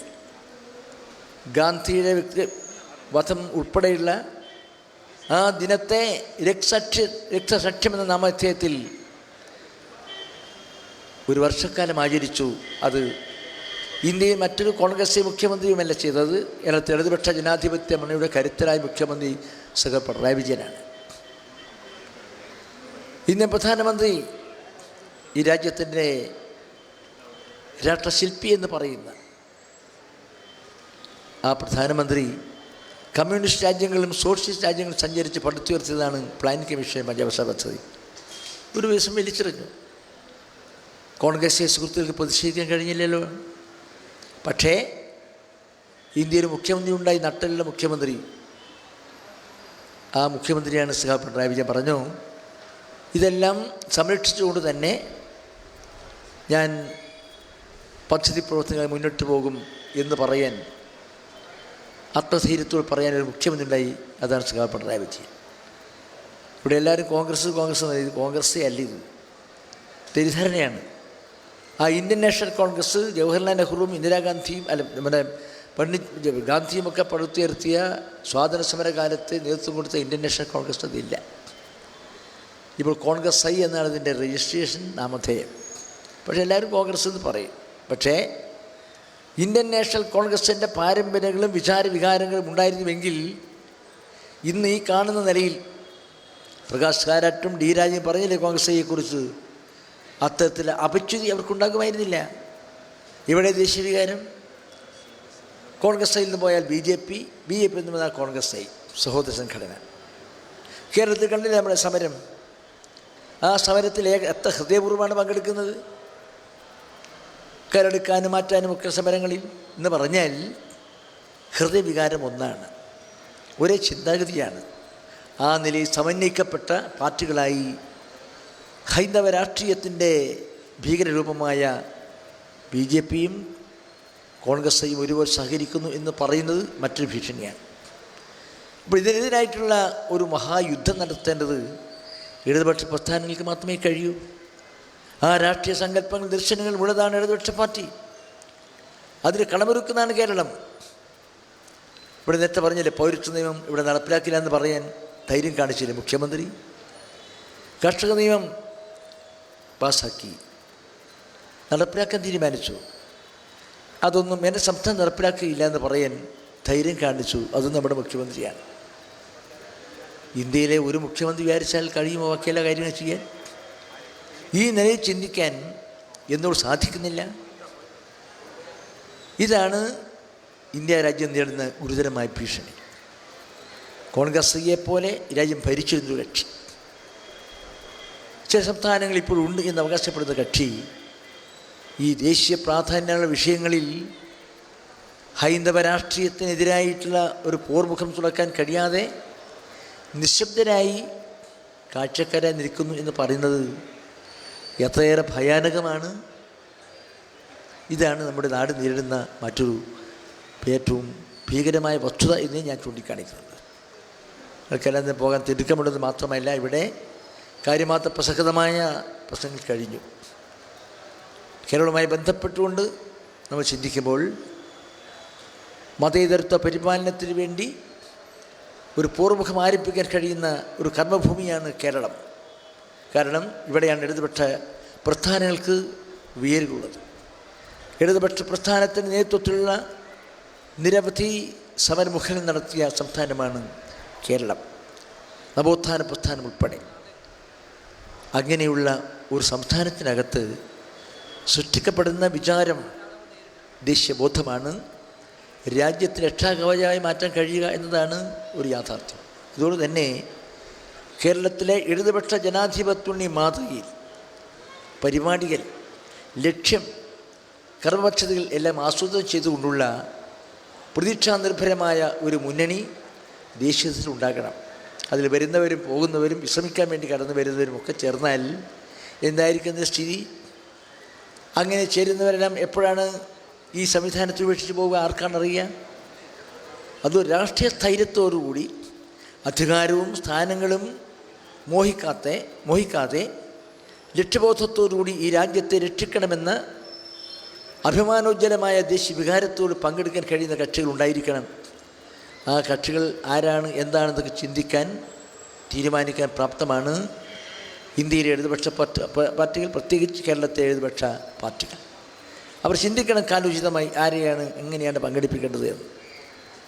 അവസാനം പങ്കാളികളുമായി പോകുമ്പോൾ അങ്ങോട്ട് പോകുന്നവരും ഇങ്ങോട്ട് പോകുന്നവരും ഒക്കെ ചേരുമ്പോൾ നമ്മുടെ സമരത്തിന് ദുർബലമായിരിക്കും. അതുകൊണ്ട് യുദ്ധഭൂമിയിൽ മറുകണ്ഠം ചാടാൻ ആഗ്രഹിക്കുന്ന അത്തരം കക്ഷികളില്ലാതെ സമർപ്പണബോധത്തോടുകൂടി ഈ രാജ്യത്തെ രക്ഷിക്കാൻ, ഞാൻ നേരത്തെ പറഞ്ഞതുപോലെ ഒരു രണ്ടാം സ്വാതന്ത്ര്യ സമരത്തിന് ആത്മവീര്യത്തോടുകൂടി രംഗത്തിറങ്ങി മതേതരത്വം, ജനാധിപത്യം, സ്വാതന്ത്ര്യം, പരമാധികാരം സംരക്ഷിക്കാനുള്ള മഹത്തായ സമരത്തിൽ മുന്നോട്ട് പോകണം എന്ന് ചിന്തിക്കുന്ന ഒരു രാഷ്ട്രീയ നേതൃത്വ സംവിധാനത്തിലൂടെ മാത്രമേ രാജ്യത്തെ രക്ഷിക്കാൻ കഴിയുള്ളൂ. അതുകൊണ്ട് ആ നീക്കങ്ങൾക്ക് തുടക്കം കുറിക്കാൻ തീർച്ചയായും CPIMൻ്റെ 23ാമത് പാർട്ടി കോൺഗ്രസ് നടത്തുന്ന കാലഘട്ടം ഏറ്റവും സുപ്രധാനമായൊരു കാലഘട്ടമാണ്. ഇന്ത്യയിലും കേരളത്തിലും നടന്നുകൊണ്ടിരിക്കുന്ന നിരവധി സമയവികാസങ്ങൾ ഞാൻ സമയം കടന്നു പോകുന്നില്ല. അതുകൊണ്ട് ആ ദൗത്യം നിർവഹിക്കുന്ന ഒരു മഹാസമ്മേളനം, ഒരു ചരിത്ര പ്രധാനമായ സമ്മേളനം കണ്ണൂരിൽ നടക്കുമ്പോൾ ഇവിടെ വെച്ച് തീരുമാനമെടുത്താൽ ആ തീരുമാനത്തിൻ്റെ പ്രതികരണവും പ്രതിധ്വനികളും ആശയധികമാചാരമുണ്ടാകും. ആ തീരുമാനം ഡൽഹി ഭരണകൂടത്തെ സിംഹാസനത്തെ പോലും പ്രകമ്പനം ആയിരിക്കണമെന്ന് ഞാൻ വിനീതമായി ആഗ്രഹിച്ചുകൊണ്ട് ആശംസിച്ചുകൊണ്ട് മതേതരത്വം നേരിടുന്ന വെല്ലുവിളി അതിജീവിക്കാനുള്ള കരുത്തും ശക്തിയും സമാർജിക്കാൻ നമുക്ക് സാധിക്കട്ടെ. അതിനുള്ള അവസരം സൃഷ്ടിക്കാനുള്ള ഏറ്റവും പ്രതീക്ഷാനിർഭരമായ മുഹൂർത്തങ്ങളിൽ നമുക്കെല്ലാം ഒന്നിച്ച് മുന്നോട്ട് പോകാമെന്ന് മാത്രം ചൂണ്ടിക്കാണിച്ചുകൊണ്ട് നിങ്ങളെ സംഘാടകന്മാരെ, സുഹൃത്തുക്കളെ ഒരിക്കൽ കൂടി അഭിവാദനം ചെയ്തുകൊണ്ട് എൻ്റെ ഹ്രസ്വമായ വാക്കുകൾ ഉപസംഹരിക്കുന്നു. നമസ്കാരം. സെമിനാറിന് നന്ദി പ്രകാശിപ്പിക്കാൻ അഡ്വക്കേറ്റ് മനു തോമസിനെ ക്ഷണിക്കുന്നു.